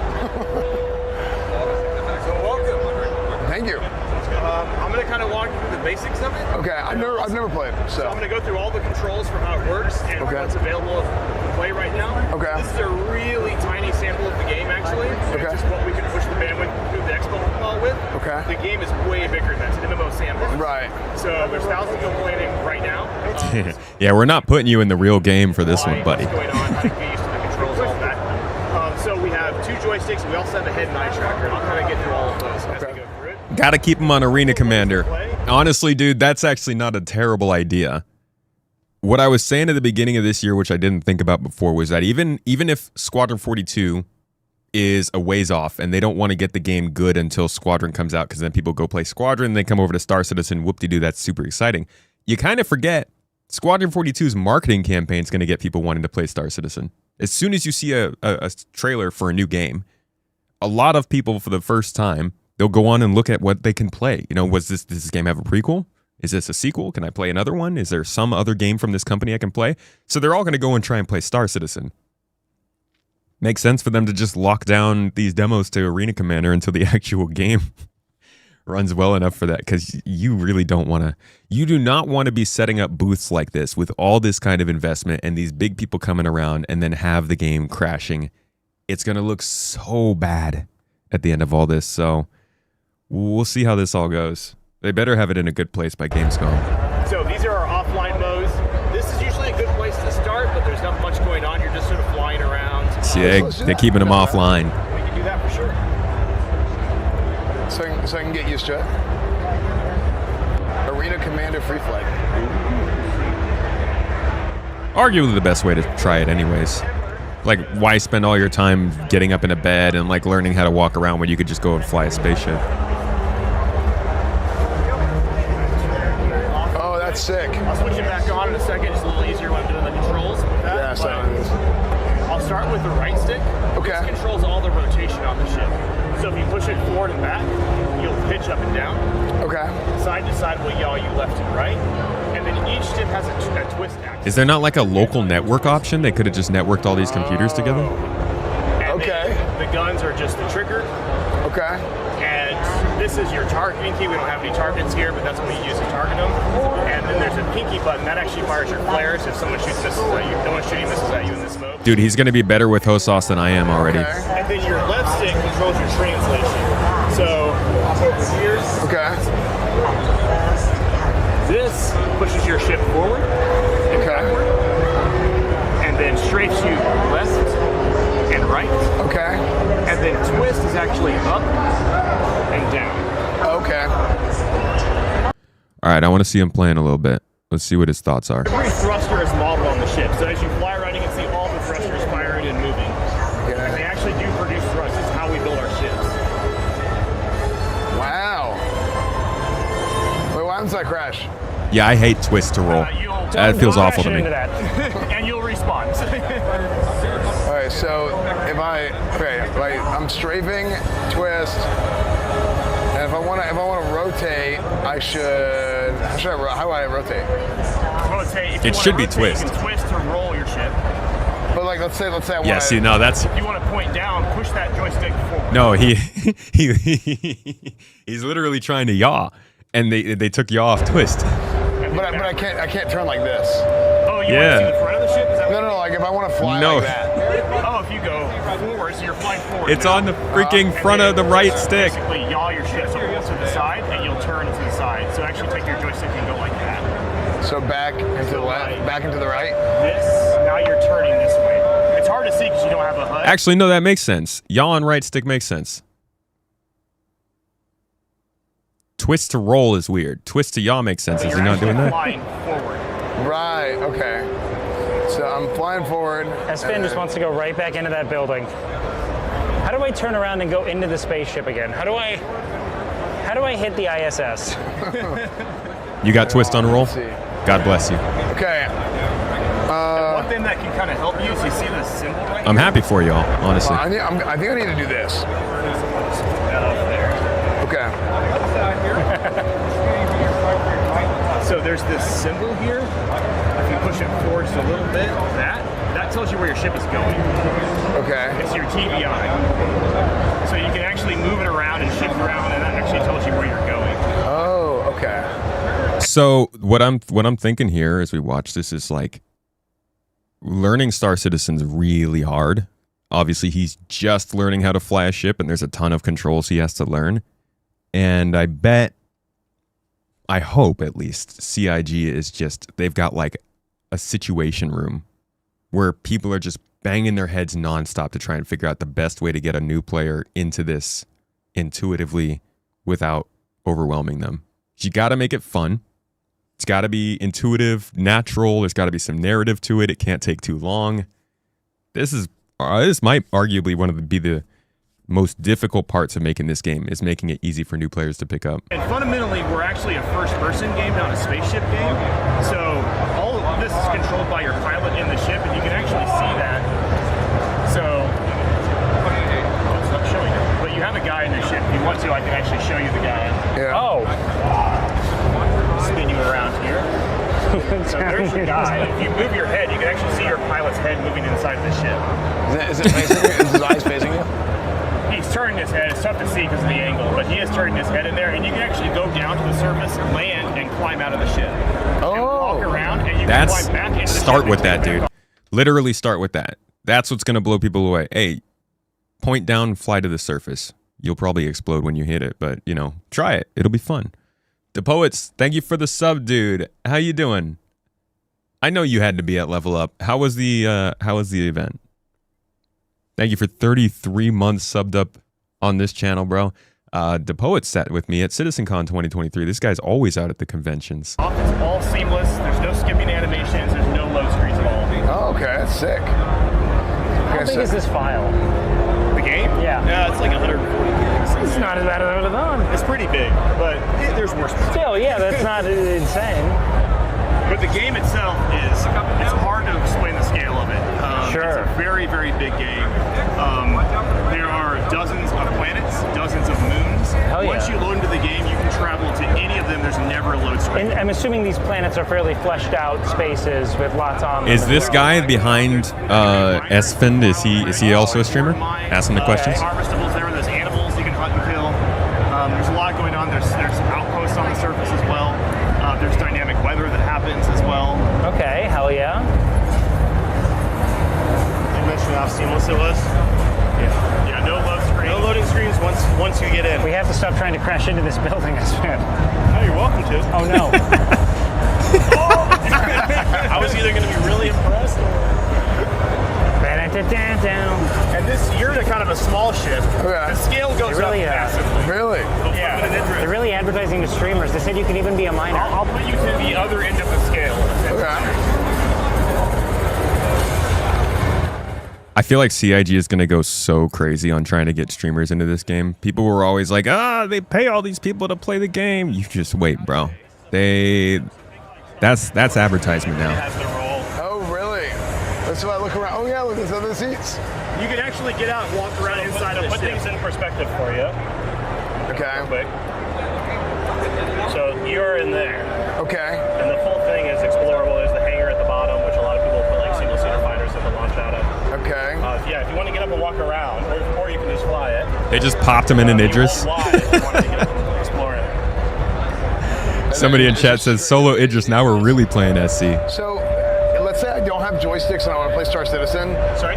If I don't have the joysticks and I want to play Star Citizen. No, you can fly mouse and keyboard. Okay. Yeah. Somebody said, so this is just Starfield 2.0? Nah, bro, Starfield killed this game. It's over. This is Starfield 0.5. Same with the Eye Tracker. Yeah, it's just to like kind of give you the whole experience. Yeah, our community is really big on immersion. So joysticks is kind of where a lot of people start, but a lot of people play on full sim rigs. There's a lot of wild setups. Yeah.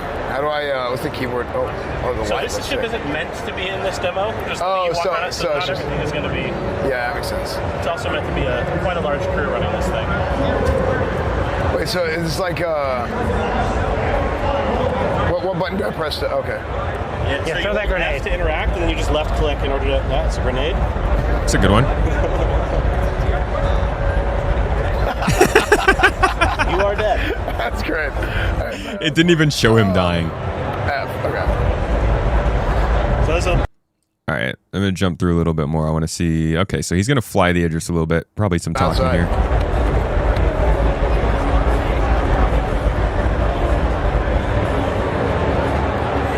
So that's a flare if I'm getting shot at. And then this is. So Yeah, we put them in the small one. I'm assuming there's like regions or planets or areas of planets known for congestion. Different types of or, like, activity. For yeah, sure. because so like the Stanton system was the first solar system that we've had for quite a long time.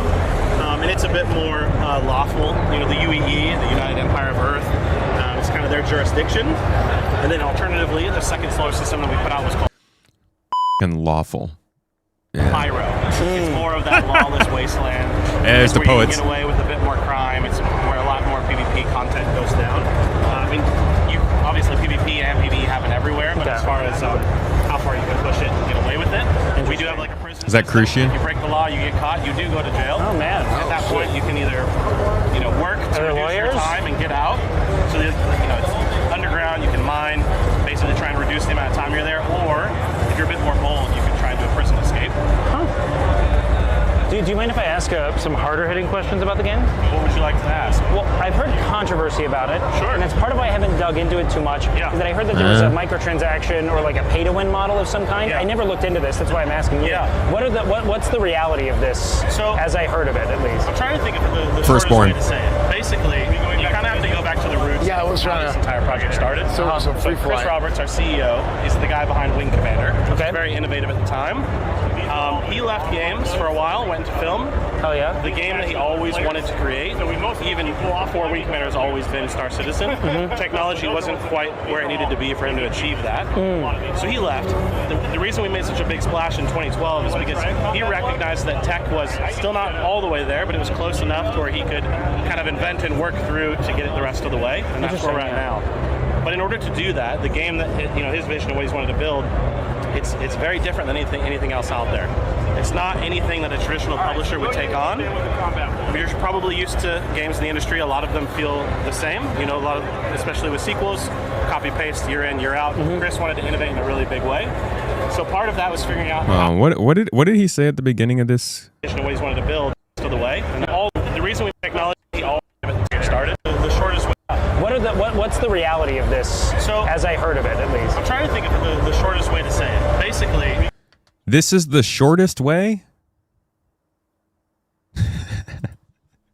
part of that Tyler. was figuring out how do you actually fund a project like that. Yeah.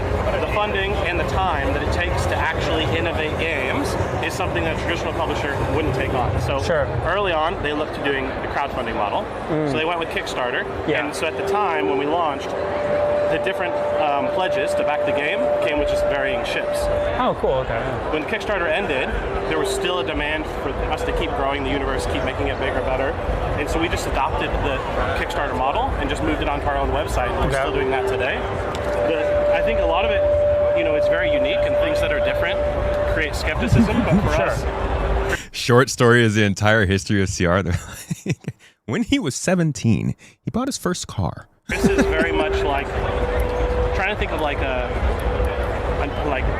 the most respectful way to say it. Willy Wonka. This is a weird one. No, I'm following. Willy Wonka is obviously like, eccentric in his own way, but he just wants to make chocolate and candy that's never been made. Yeah. It's different. We got to get better at North pitching Star this. is making this experience something that doesn't exist anywhere else, and that is really his sights are set on that, and that is everything in his life is for that. Interesting. Okay. And so anything that we do is about making that game and a community first. Obviously, the crowdfunding start is kind of the core of our DNA. So our community is practically an extension of our team. Interesting. We haven't just invested in the game; we've invested in the tools for the community. So we have the issue council. Players can actually report. I feel like you could wrap all this up and say, you've heard about microtransactions in Star Citizen. This is because there's nobody paying for the game. That's the I don't know. I mean, I'm not a PR person, so I might not have the best way of navigating through an answer, but I feel like starting out by just like laying out the most straightforward, understandable fact for why you need money is at least opening up the door to them to like listen more. If you start with an explanation of where the company came from, I feel like somebody's gonna check out in like 2 minutes. We had no existing company, we had no existing investors or publishers, so we started this game by selling assets. Those assets are now being made So the game is we're starting to market more because we're finally in a place where people can play it more, and Squadron 42 is coming out. The prices of those things are high because we needed money to make the game. And unfortunately, that's just the pain. Like, I feel like if they're much more open and just they just say it is a painful process we had to go through to fund the game, but that's the way it is, people will be much more likely to be like, okay, it's got microtransactions and a ton of money and the complications, but at least they are just straight up just telling us that that's why it needed to happen. Well, yeah, microtransactions, whatever you want to call it. I just feel like the whole story, and this is something I think I've started to learn from just making videos about this constantly, is most of the time when I make videos to explain these things, people don't actually care after the first like minute. And I think the same goes for a conversation. You gotta have a very easy thing for someone to latch onto to drive them through the rest of the conversation. Not to say Tyler's doing a bad job here. I just think that I don't think it's the most effective way to do it. Bugs and stuff that they find. Just like in Jira, if you're in game development, put the repro steps, other people can chime in and be like, yes, this happened to me. It gets enough traffic, then it actually registers, the developer checks it, and then it, through the system on the back end, actually creates a Jira and assigns it to the producer. Yeah, sorry. Pay to win is a different. I was explaining the funding, but if he did ask about like specifically the pay to win aspect of it, then yeah, you also should be acknowledging the fact that you can buy ships and those ships can do more things, but like literally point out that he's flying an Idris and he probably can't go and kill other people. And you start to engage the conversation around pay to win more. You're never going to convince someone by just saying, "Oh, well, there's other components, there's other parts, and the ships aren't everything." You can't really convince someone by words, I think. Making a video, explaining a video, someone explaining the video, explaining the game. Oh, I'm not making a video. We're just watching. I mean, we could turn this into a video, but no. We're watching a video of somebody else explaining the game. Which goes to a developer.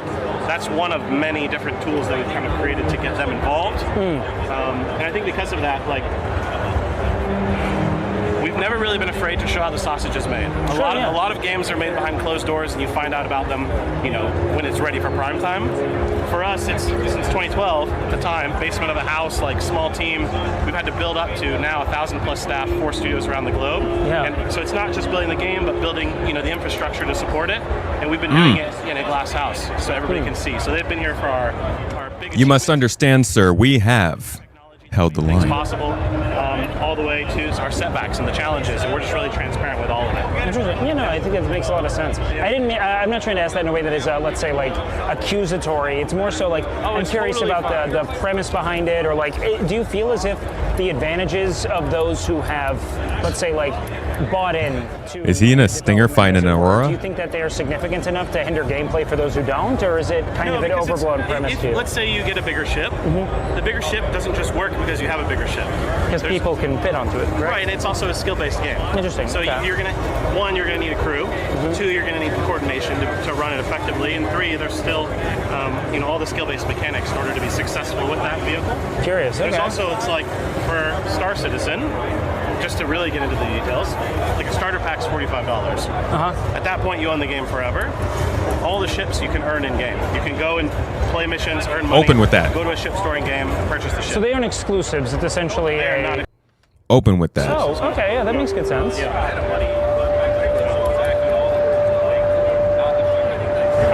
I freaking suck. What's the player base like these days? I mean, you guys are in early access still, or what's the player base? Wait, what did he say? I can't hear what he's freaking saying. Did he just say millions of people?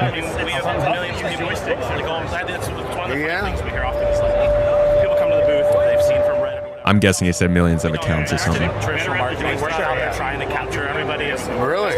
Oh, everything I know about the game comes from my chat. I don't know. It's mostly driven by word of mouth. Like, obviously, we do some experimenting. We have, some big launches, on the horizon. But for the most part, it's all word of mouth.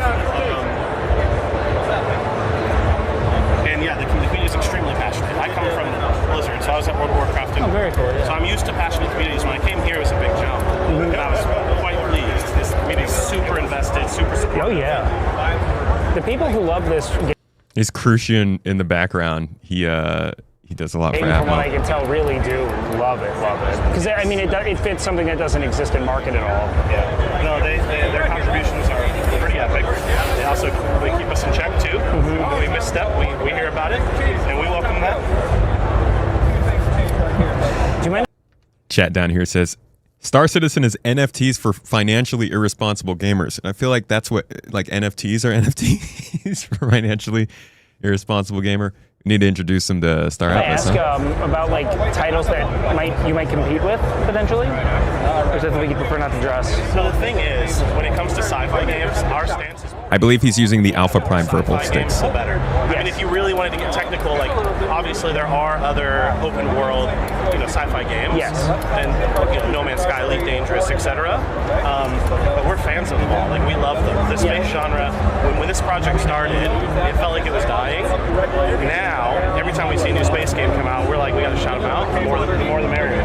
So when it comes to like legacy titles that I grew up with, like things like EVE Online, to what extent does this game like model anything after take inspiration from something? Because that game has such enormous staying power. I mean, people have played it. Yeah, and we're great friends with them. We actually did it was called Battle of the Bricks. We did like a Lego charity where they came out to our studio and we did a fun thing where the EVE development team had to build one of our ships out of Lego and we had to build one of theirs. Oh, that's really fun. And it was rough. We ended up like drinking blended fish out of it. It was, one of those like self-promotion. Yeah. It was great though. It was good fun. I mean, their game's super. I'm gonna jump forward a little bit here. I don't want to take this whole video of. Instead, I think games like RuneScape and World of Warcraft were in like the early stages of the internet. I still play RuneScape. Oh, no, it's still amazing. People still love the shit out of it, right? By the way. Oh yeah, Just to be clear.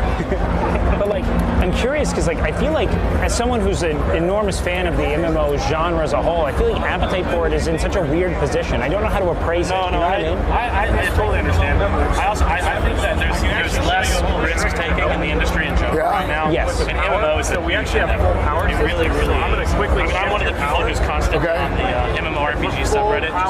Looking for anything. Yeah, because I like to play them all. I mean, for me, it's escapism, right? And it's getting to step away from everything we deal with in the real world. Oh yeah. It's true immersive escapism too. It's embodying something entirely foreign. Totally It's like powers and weapons. It is my favorite. Oh, okay. By far. And it does feel in general that there's less innovation in that space and less risks being taken. I think especially now, just with everything going on in the world, that it's He's not wrong.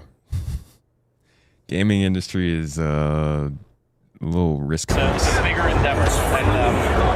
because you'd think that in an age that's becoming increasingly digitized, everyone's increasingly online, that this would be a genre that would be, if anything, positioned fortuitously, right? Yes. But it almost feels as if the time investment and patience required to develop your character in an MMORPG is like diametrically opposed to the immediacy of modern internet. You know what I mean? Like everyone wants things now.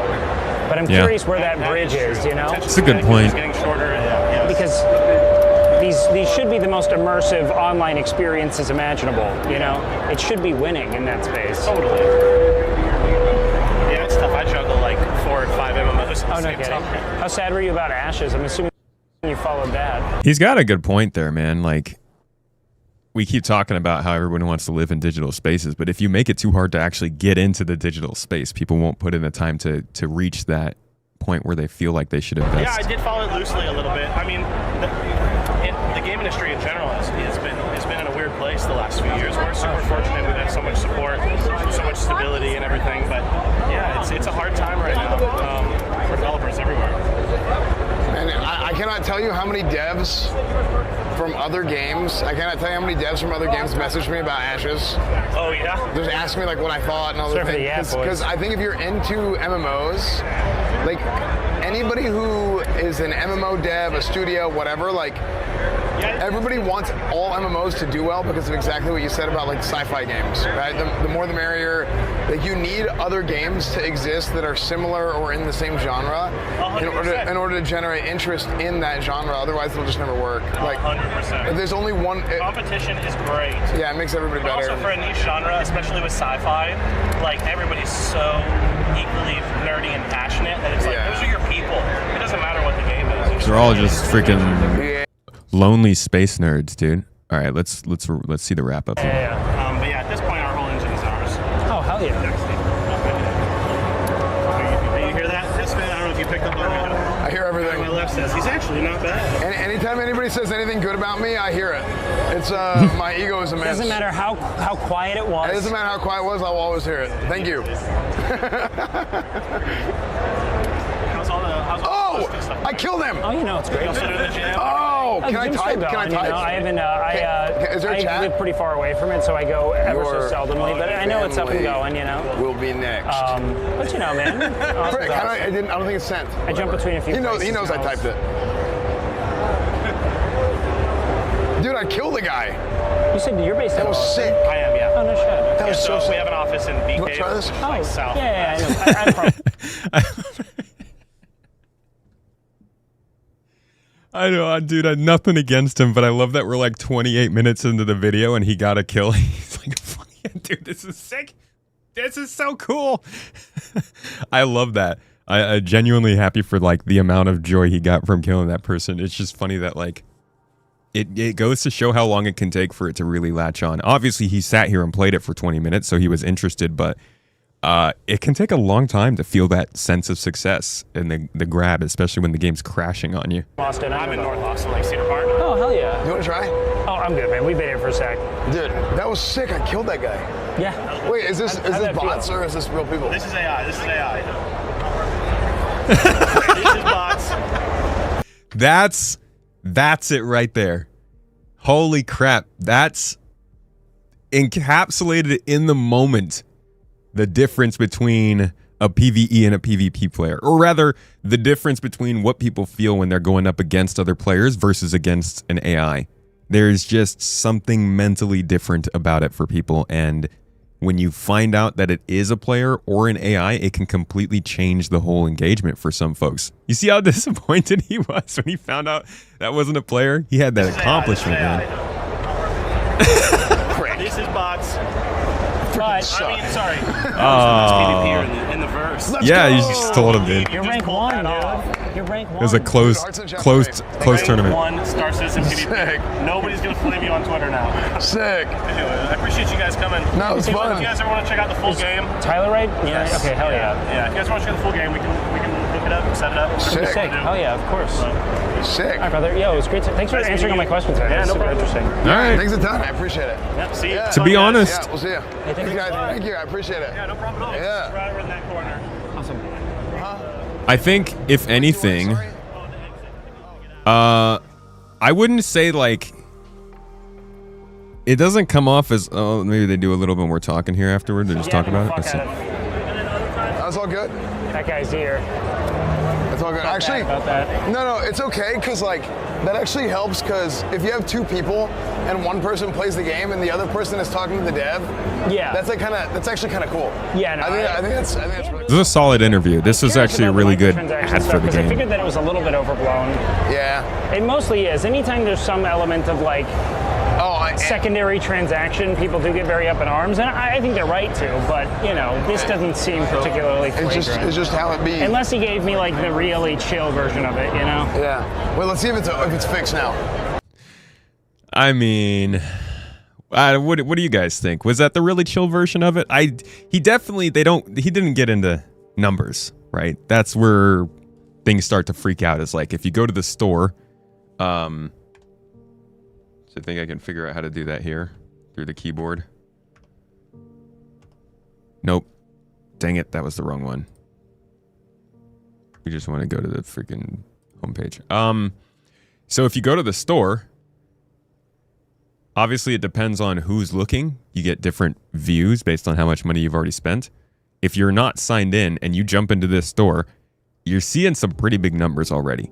And I think for somebody like himself, the idea that this stuff is not exclusive to the store, like you can earn this stuff in the game, does do a lot to make it feel more feasible.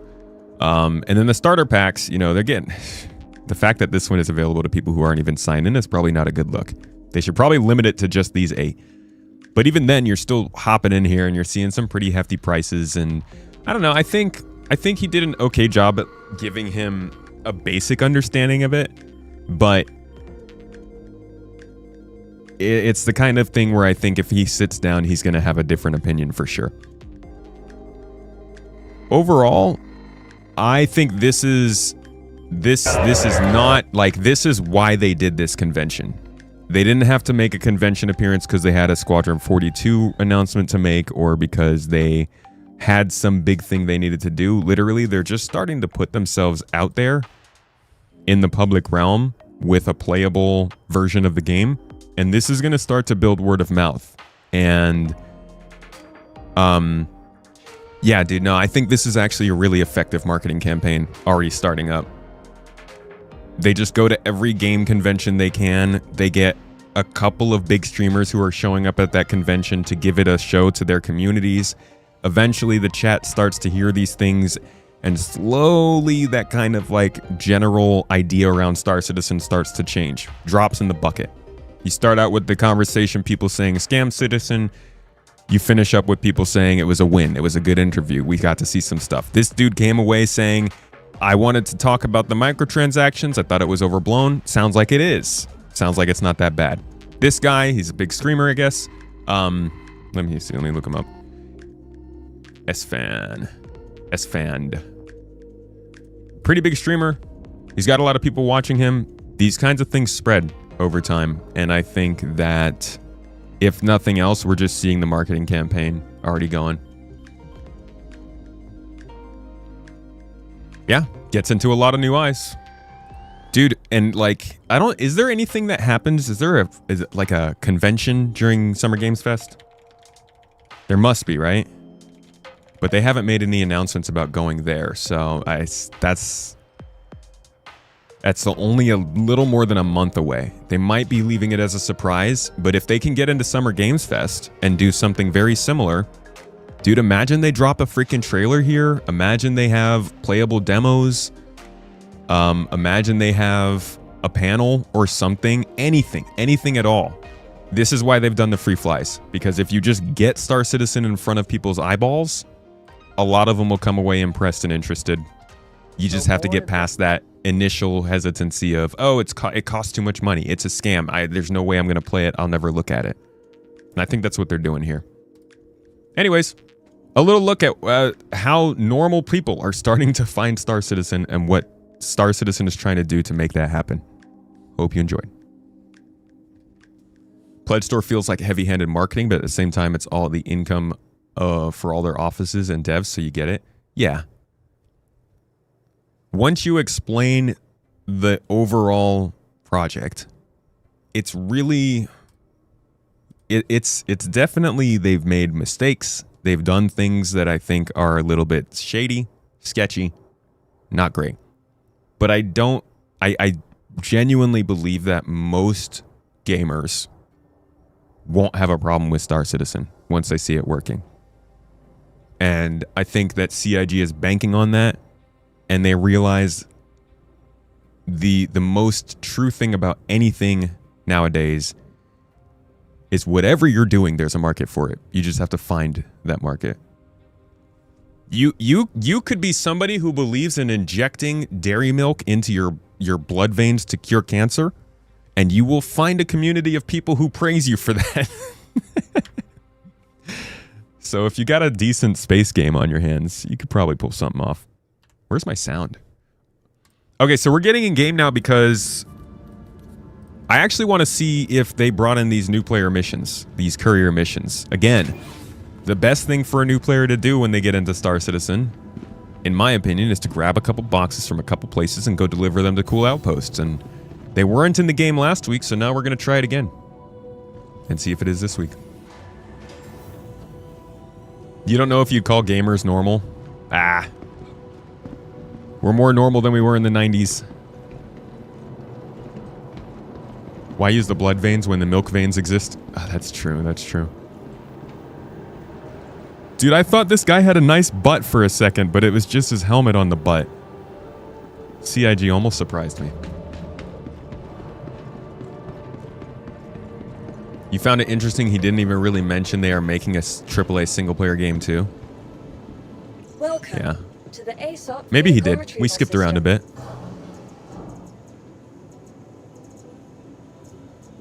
All right, for the box delivery missions, how about we go ahead and take ourselves, well, we can take a starter-focused ship. Our lovely 135C, courtesy of the lovely Fate Aki. To our storage facility. Your insurance claim, thank you. Please visit us again. Wallet's closed until the butt sliders. No money until big butts, CIG. Can we start a new hashtag instead of no money until pyro? No money until booties.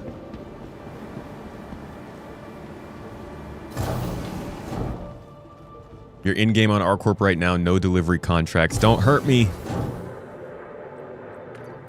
I guess I could just check my contract manager. Don't hurt me. Courier! Hell yeah!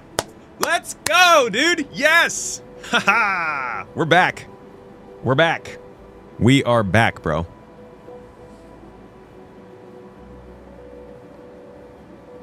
All right. Space nerds, we are here today to try out the absolute pinnacle of what new players should be doing in Star Citizen when they jump in. Courier missions have been added back into the game finally. They were taken out back in 4.0 along with several other missions, and it was heartbreaking because these missions are good for new players. They are pretty safe. They do not require anything other than a starter ship. They will pay you something. It's not a lot, but it's enough to get a rental ship and a couple of deliveries. You'll get to see most of the game, safe areas at least. You'll get to see how missions work, how ships fly, how outposts are, all the things. So today we're going to run through one or two of these missions, and I'm going to show you what courier deliveries look like. Our first one here is going from Shubin Mining Facility SAL-5 to Shady Glen Farms on Walla. Love being sent to somewhere called Shady Glen. Let's see where we need to go to pick up. Oh, it's a local delivery. That's quite nice. Looks like we're going from one moon to the other. So our pickup is out on Walla. I guess our drop off then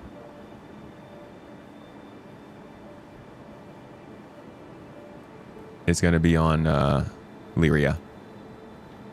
Let's get to our ship.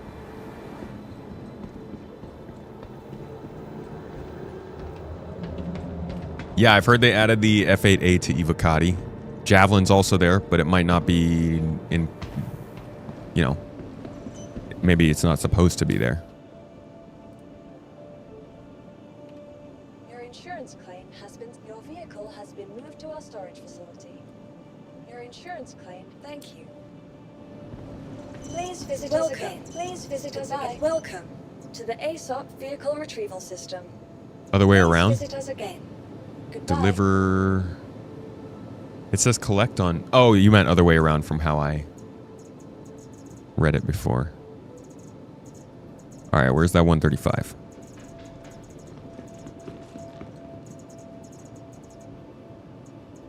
Vehicle selected. There we are.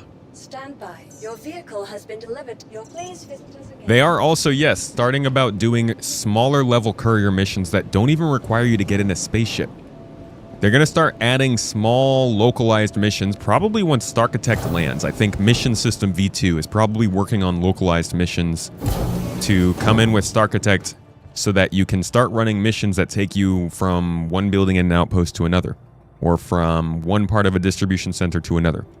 Maybe you're just hired as the local box delivery person. You take stuff from the cargo delivery freight elevator and you put it on the cargo access panel for any ship landing at a distribution center. All of this starts to add into a more modular economy and mission system.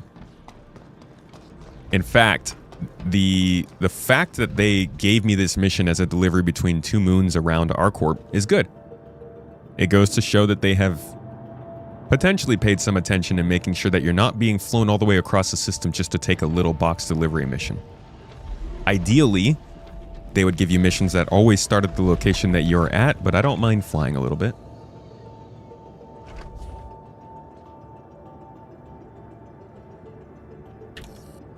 Do I think it would be beneficial for CIG to take the time and resources to improve the SC tutorial experience before Squadron releases? I think additions like these are part of improving the tutorial experience. I think you can build a good tutorial experience without having an official tutorial. And making sure that all of these gameplay scenarios have their most basic forms. They all have supporting infrastructure, missions, guides on the internet, factions that drive you through the missions, all that kind of stuff I think is part of building that Star Citizen tutorial.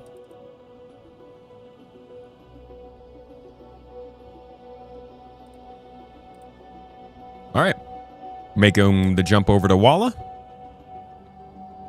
We're gonna have to navigate around the planet, but that shouldn't take too long. Quantum drive activated.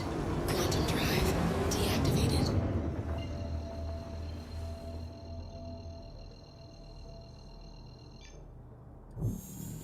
Quantum drive activated. You'd assume there's a very structured tutorial built for Squadron. Oh yeah, yeah. Within Squadron itself, there will be something. Quantum drive deactivated. Heading down to Shady Glen.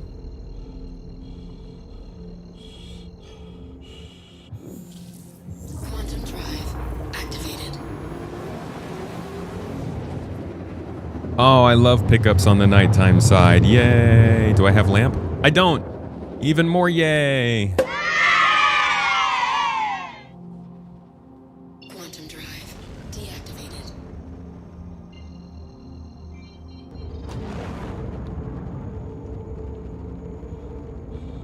And down to the moon surface we go. Something to always remember if you're getting into Star Citizen. Use the tab key to see the ground if you need to. But also lamp is left alt plus L. Can help.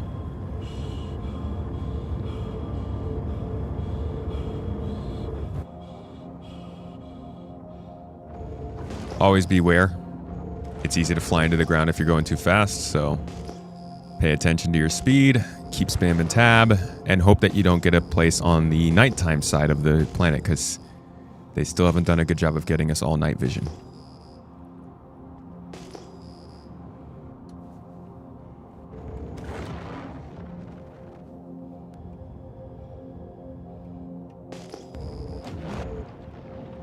You can lower your speed limiter by holding Alt and scrolling down on the mouse wheel.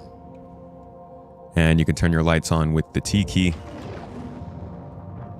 What good that does.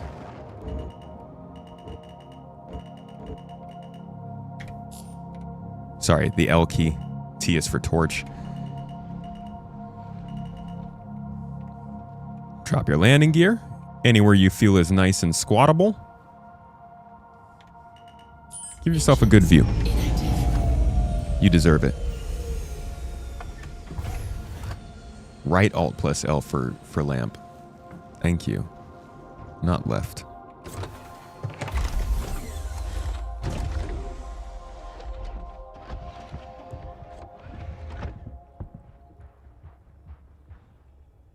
The heck? Was my ship playing music?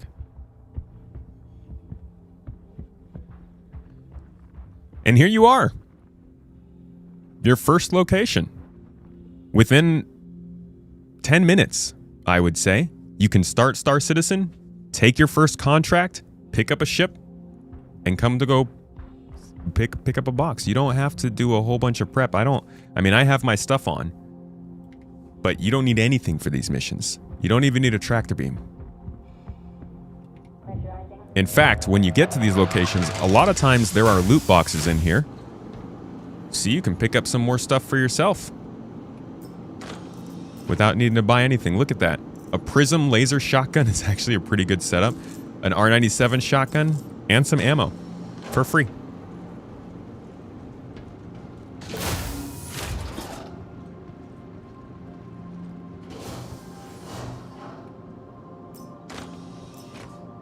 Got some armor as well. All these things will be useful as we can start dismantling them in the future. Even if you don't want these things, you can dismantle them for materials you could use to craft other stuff. So, a pulverizer. It's a great gun. This is a really good pickup. So yeah, this is valuable beyond just getting experience. You'll get good stuff here too.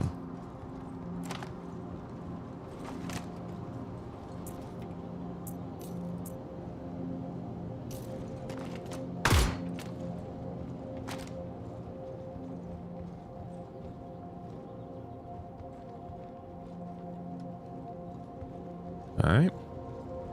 And our actual package. Now, you can pick it up with your hands if you want, but if you do bring a tractor beam with you, that is also an option.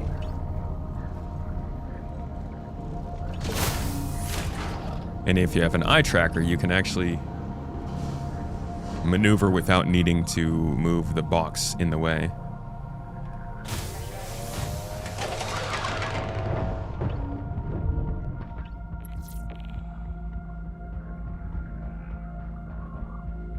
Now, like I said, you don't need a big vehicle for this. You can have any ship you want. You don't need a cargo grid for these small boxes, obviously. But if you want to be fancy, it's always nice to use the facilities your ship comes prepared with.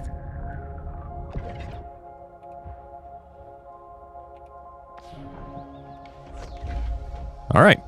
First pickup is done.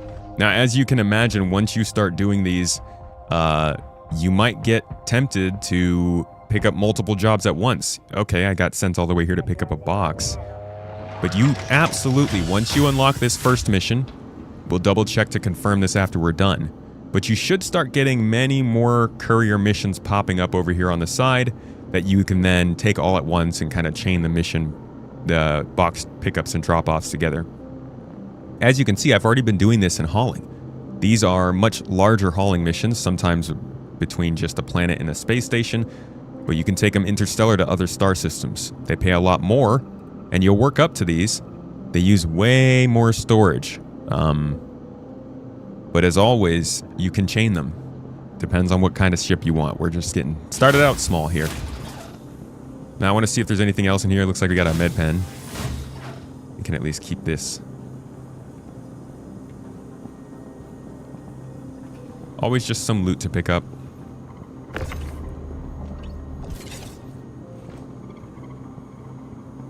I guess I just lost my gun, though. That will also happen to you, new players. Be ready for it. Just random glitches and weird problems. Looks like there's not any other loot in here, so we're gonna get going. Let's turn this in. Good evening, Life of Bits.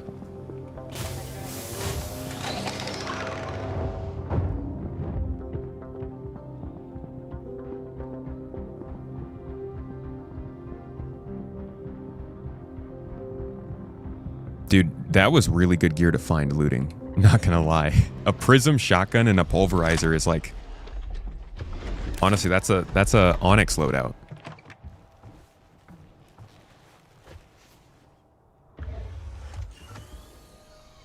Pick up the gun. Alright, fine. Just to be thorough, we'll keep the S-38.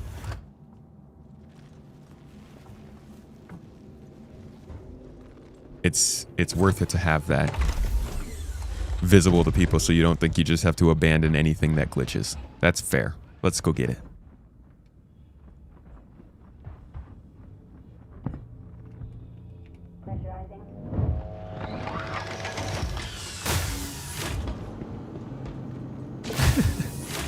No guns left behind.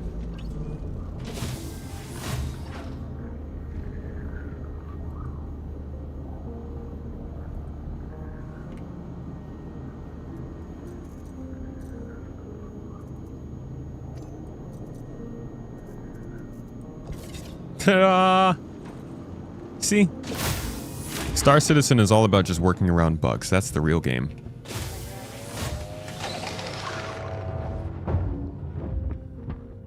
Is this the new hit game, Hard Space Ship Crashers? That game where your ship constantly explodes in your hangar? No, man. This is that new game, Hard Space Ship Stoppers, where your game just randomly freezes and you have to stop doing what you're doing. Good evening, Bloody Killer. Engines active. Launch complete.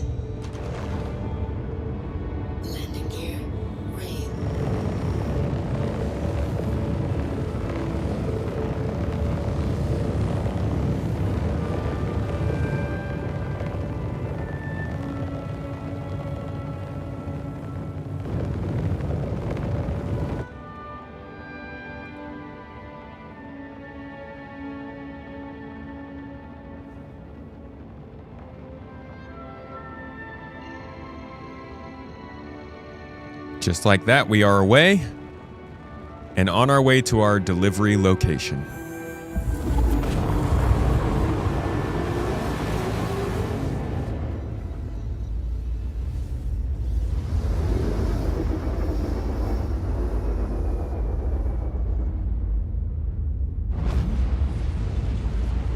From one moon to the other?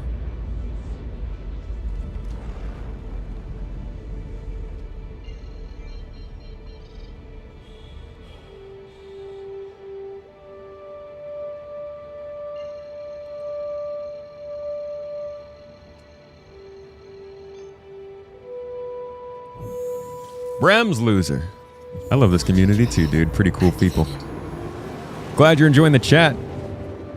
Am I radiating contentment while playing these courier missions? I miss this, man. This is such chill, nice. I think a lot of people are gonna. This is it. You throw in some interesting routes, some complications, NPCs to meet while you're doing these missions, and like just courier deliveries around different moons in a planetary system is like such a vibe. Especially because you could just hop in a Discord channel or something, give your friend a call, and just like chat. Chat away. Make some money. Run some missions. Have a good time. Be social. I'm here for it. All right. Coming in to land here on the snowy metropolis of Lyria. I say metropolis because it's one of the best places to live, obviously. Who wouldn't want to be out here? Just icy nothing. Forever. Got a little mining outpost here. Looks like they need some food, I guess. Landing gear deployed.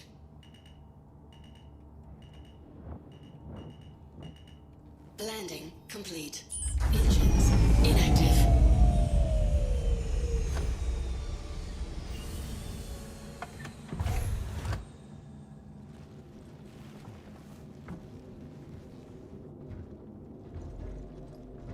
I could have also put the box in here. They've got a little bit of storage space here. Could also put my friends in here. I wish it connected so you could just go through.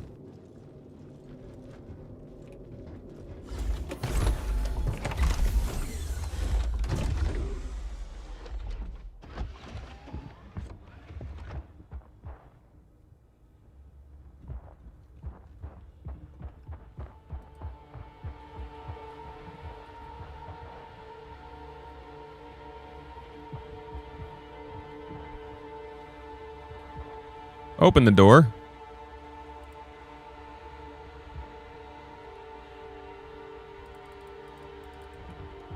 Dude, come on.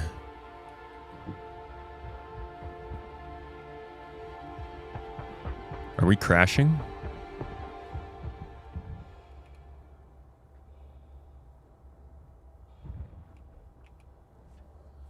Loving mining right now. It feels so good to find 700 plus ores. We are crashing. Just in time for the new players. Dude, if you want to sell any of that ore, let me know.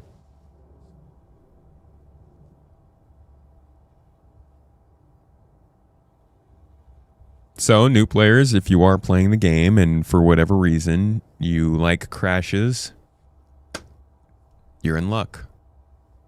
Still absolutely a thing. The nice part about this is like back in the day, if this crash had happened, we would have gotten kicked out. Now you just have to chill and wait for a new server to spin up.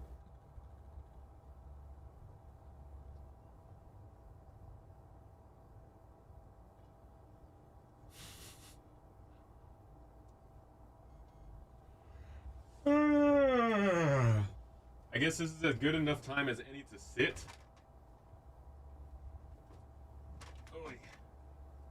Been standing up the whole time. Let's give our feet a rest.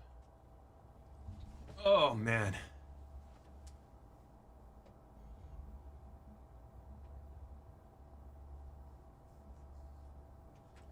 Good old intermission. What do you guys think? Is anybody else here as big a fan of courier missions as I am? Or am I just a little weirdo over here freaking out about delivering boxes?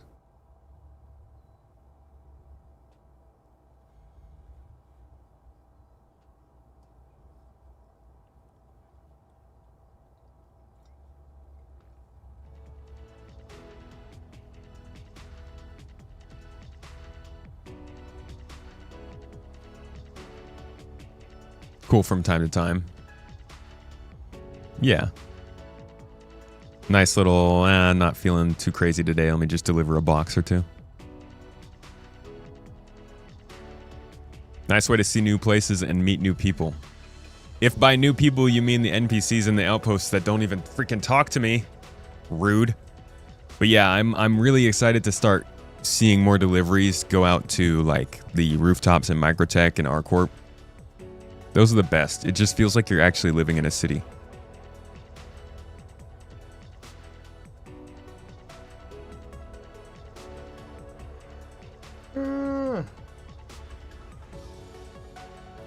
You don't care much for them, Lobo, but you see how good they can be as an introduction. Fair. You used to like the off-the-books ones. Isn't that kind of like the smuggling missions that Bit Zeros have you do right now?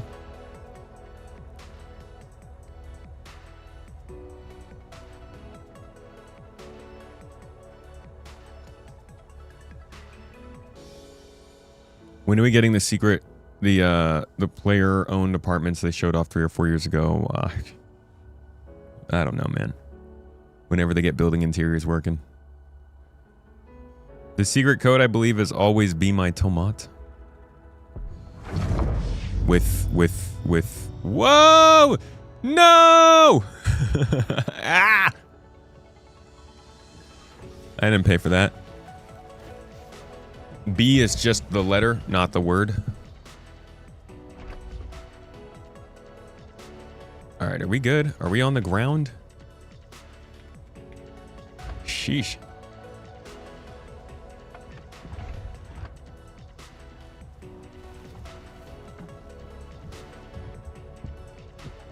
Alrighty, let's try this again.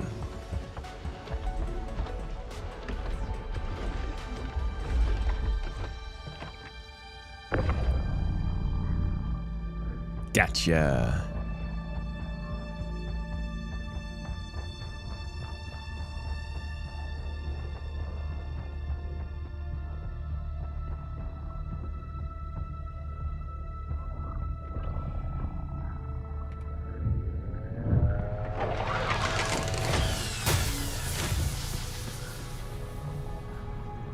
Hey, dude.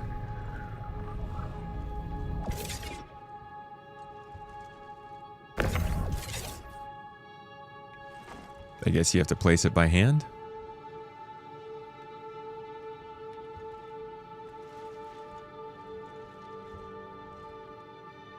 Oh, I think maybe I was placing it in the wrong spot. There we go. Objective complete. Deliver item to marked drop-off point. Entry-level courier mission completed. We got paid. Is there any loot in here? Also some loot in these spots. Well, that one's empty. How about this? Also empty. Yeah, somebody's been through here. All right, no loot. But did we get more missions because of that? Yes, we did. So now we have 7 courier missions we can open up. Deliveries from mines to Lagrange points. Yep, mineral reserves, Lagrange point.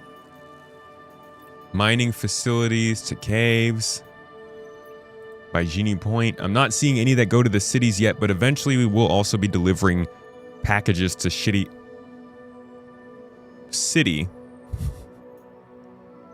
rooftops, which will be very exciting.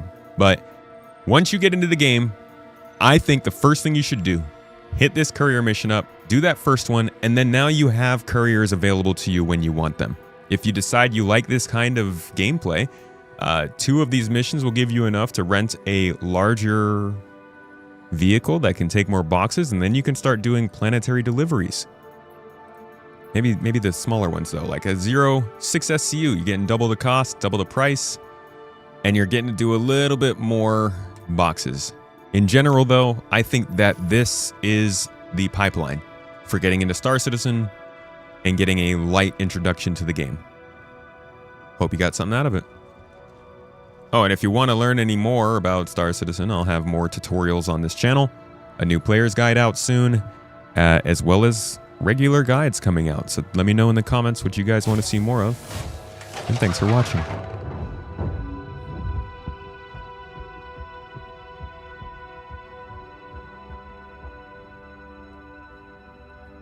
You tried to take a mission to a Lagrange and they all changed to different locations? Well, that's great. Raking in the mad cash, dude. Making so much money delivering boxes.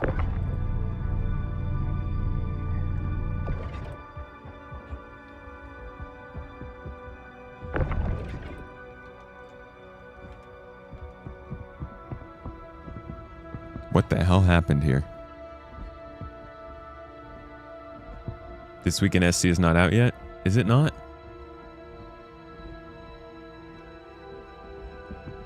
Dude, this ship is dirty, bro.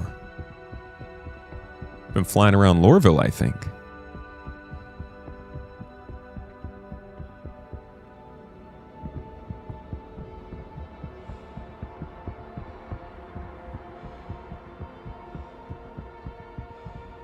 What gear to bring, where to go? You don't have to bring any gear, and it'll tell you exactly where you need to go. It'll just put a little marker on this place that you need to fly to. There's no gear required. You can come with the actual first thing you wake up with in the game.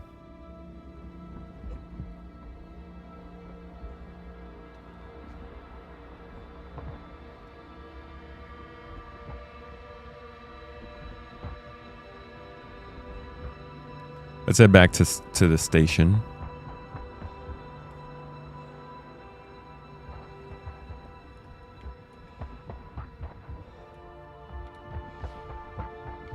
Still giving away that missed Hull B, guys. If you want a chance, that giveaway will be ending in the next week or so. I think Mrs. Tomato is looking to try and pass the goals to end it and start a potential new giveaway. But if you want the chance to win a Misk Hull B cargo hauling ship, coming up on your last few days of opportunities to get it. So hit that link that just popped up in Twitch, or if you're on YouTube, ! Giveaway, we'll make the link pop up, and you have a couple entries to get in. If you're watching on Twitch, you're constantly accruing points towards that giveaway. You can use your Garden Gold to buy extra entries and more chances to win. You love the courier and delivery missions as they take you all over. So they sort of serve as exploration missions almost. Yeah. Yeah, they do. As long as they're not broken, right?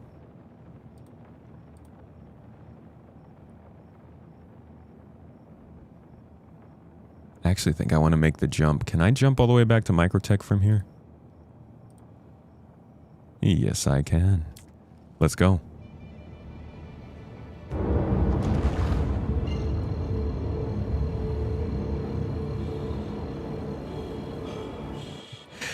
Dude, raiding a bunker in a medical gown is one of the most pro Star Citizen things you could do.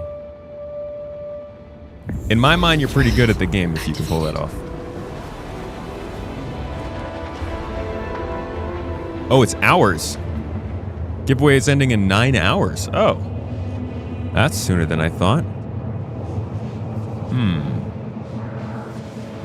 I'm thinking we extend that because we won't even be here until... We won't be able to announce the winner until Friday. Or you can use your points to have a pregnant lady shoot him with darts. Well, that's just rude.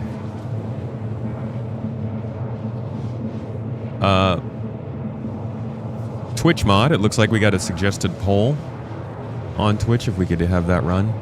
Is hacking coming in 4.8? I think that's going to be an unfortunate no from most people's perspective.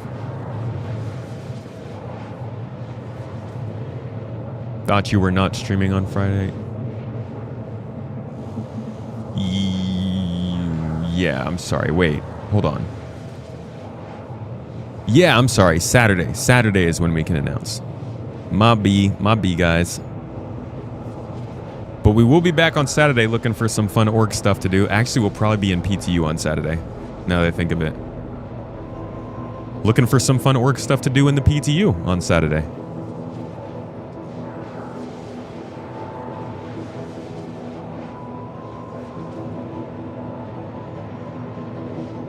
Just Game, good to see you, dude. One of my favorite emotes.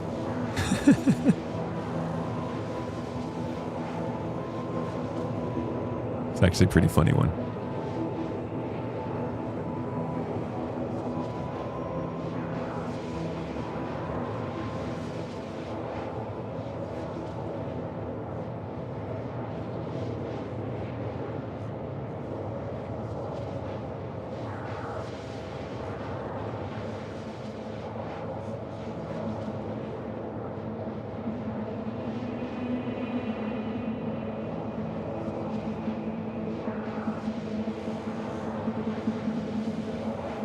Have to identify what hacking hacks. Money isn't going to be one of those things. I'm thinking hacking is going to be almost entirely based around the resource management system. It's systemic, it's included in everything, and it defines how ships work. So I'm thinking that, and potentially the ability to get data from like storage somehow. They have to build a whole infrastructure around how data works in this game.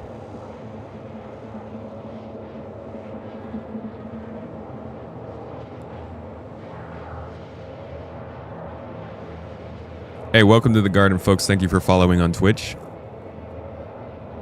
What brings you around these parts? Coming in just to check the game out? You hope some ship BPs are only available via Navy rep, and you hope we get an in-depth hacking operation to steal the BPs through having high standing with pirate factions. That'd be interesting.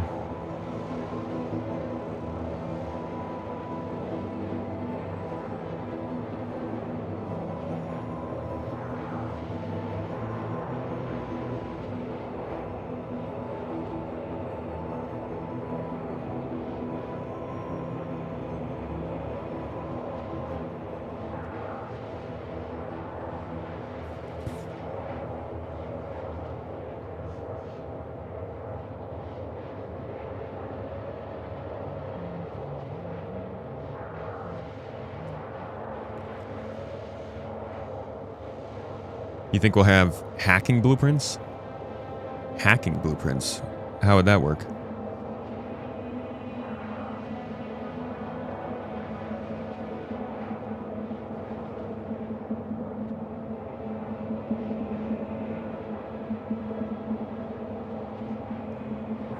There's for sure going to be limited ways to get stuff in this game. And that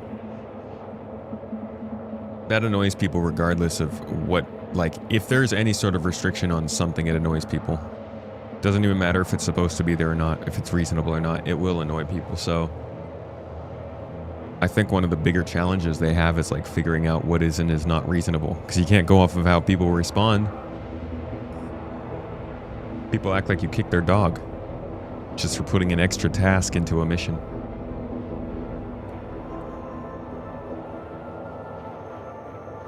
Go onto a pirate ship and find a code or download onto something to take with you.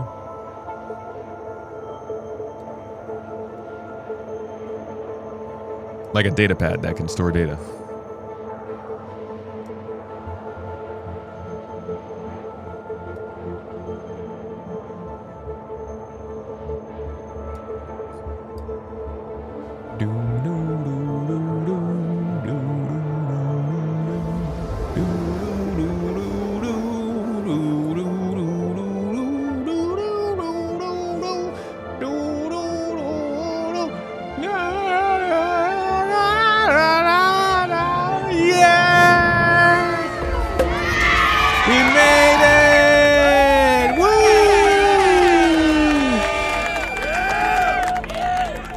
This happens at the end of every jump, all right?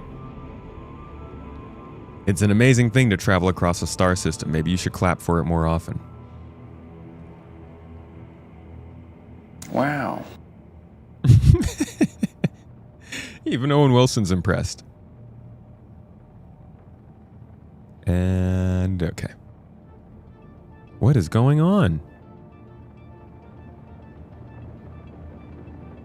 I've never seen freezing like this on my game before. This is weird. Yeah, it almost looks like the game is crashing. What is happening? I'm at 85% RAM usage.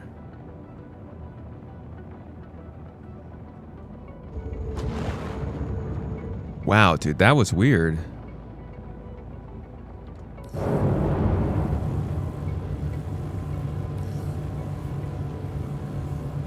What happens at the end of every jump? Bad singing? Could you even call that singing?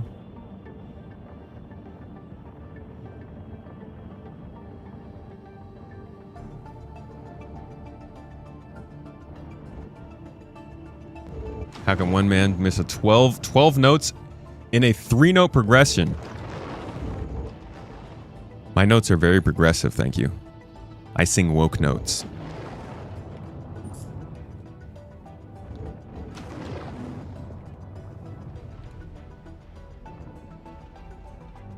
Yay, it's good to be homesies. To be honest, it's nice to have a place that we can call our central operating place for the org. Every time we talk about gathering things together, setting up for crafting, doing turn-ins to our quartermasters, it all goes through Mike L1. And it feels nice to know I can come back here and like all of our supplies are here so I can play around a little bit. It's kind of reminiscent of what it's going to be like to have an org base, I guess. Just doesn't matter as much until you can actually share org stuff in storage.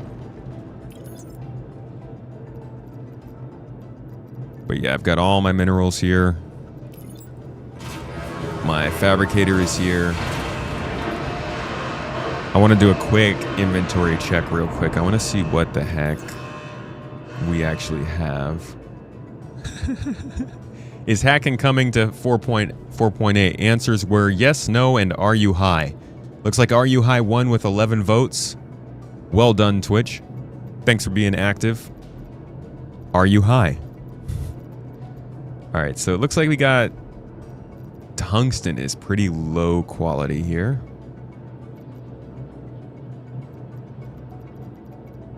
And I think I'm gonna need more janelite. We got decent gold, 900 quality. We got not that much though. But gold looks like our best. They really need to group these things up. Dude, I don't see... We got like one piece of freaking janelite. If I'm not mistaken. Very small amounts of gold. We don't really have much to go off of here, guys. So we're gonna have to do significantly more mining. Or at least put out some more orders for the org.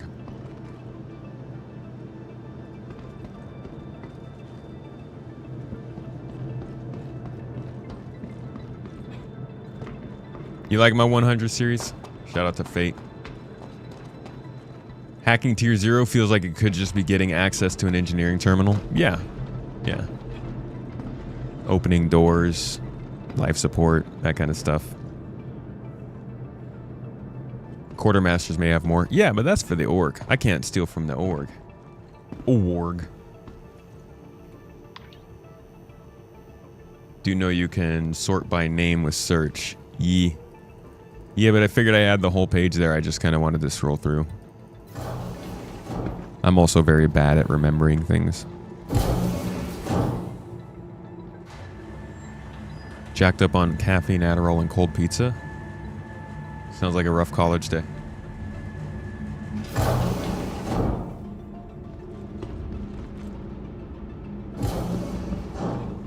Guild Wars?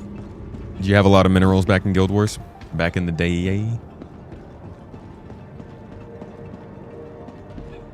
Yeah, that's true. I guess I could buy from the org, huh?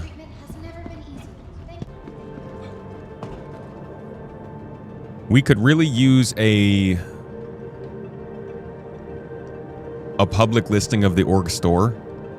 Like if we could determine how much of the org store is available for purchase and then have that always available on the app for people to say they want to buy it. And then get this. We do all of that, right? We get our little org store here. And then to add salt to wound, because we can't have this stuff working for in the game. The price that the org puts out changes dynamically based on the supply. Suddenly we're quantum. We're the quantum system. No, I think like an opposite of the active procurements maybe, where we're like, oh, you can add into whatever open job we're collecting for. It'd be nice if we could be like, oh, we're also you you can pull from our open storage of things we have if you pay this much into the store. I like that. We'll definitely have to talk about that this weekend. Can you put in orders in game? No. Unfortunately, you cannot. Yeah, market would be great. Bad at remembering things, says the guy who can remember an obscure reference of CIG employees said 10 years. Dude, I don't get it. Don't question it. I don't know how it works. All right? I don't write the rules. I forget the most important things. I remember the most not. The way it is, right?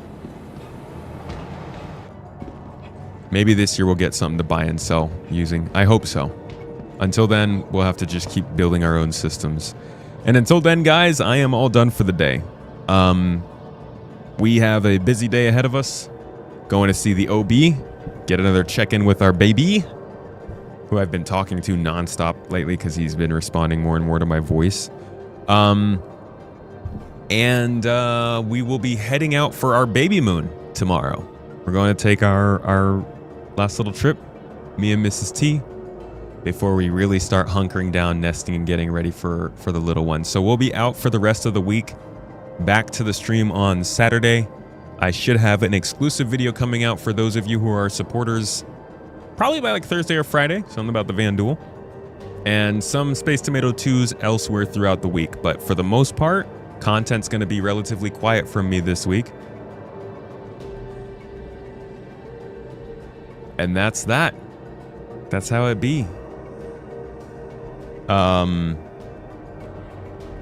If you guys, we've had quite a few people asking about a registry. You can pull that up on the list here actually by just typing in !baby, but I think Mrs. Tomato is putting it on the Discord. So for those who have been looking for it or a link, it'll be on that Discord announcement page for the time being, and that's kind of where we'll just reference if anybody's asking. Your daughter had her baby 2 weeks ago, early last Friday. Both baby and mom are doing well. That's awesome, dude.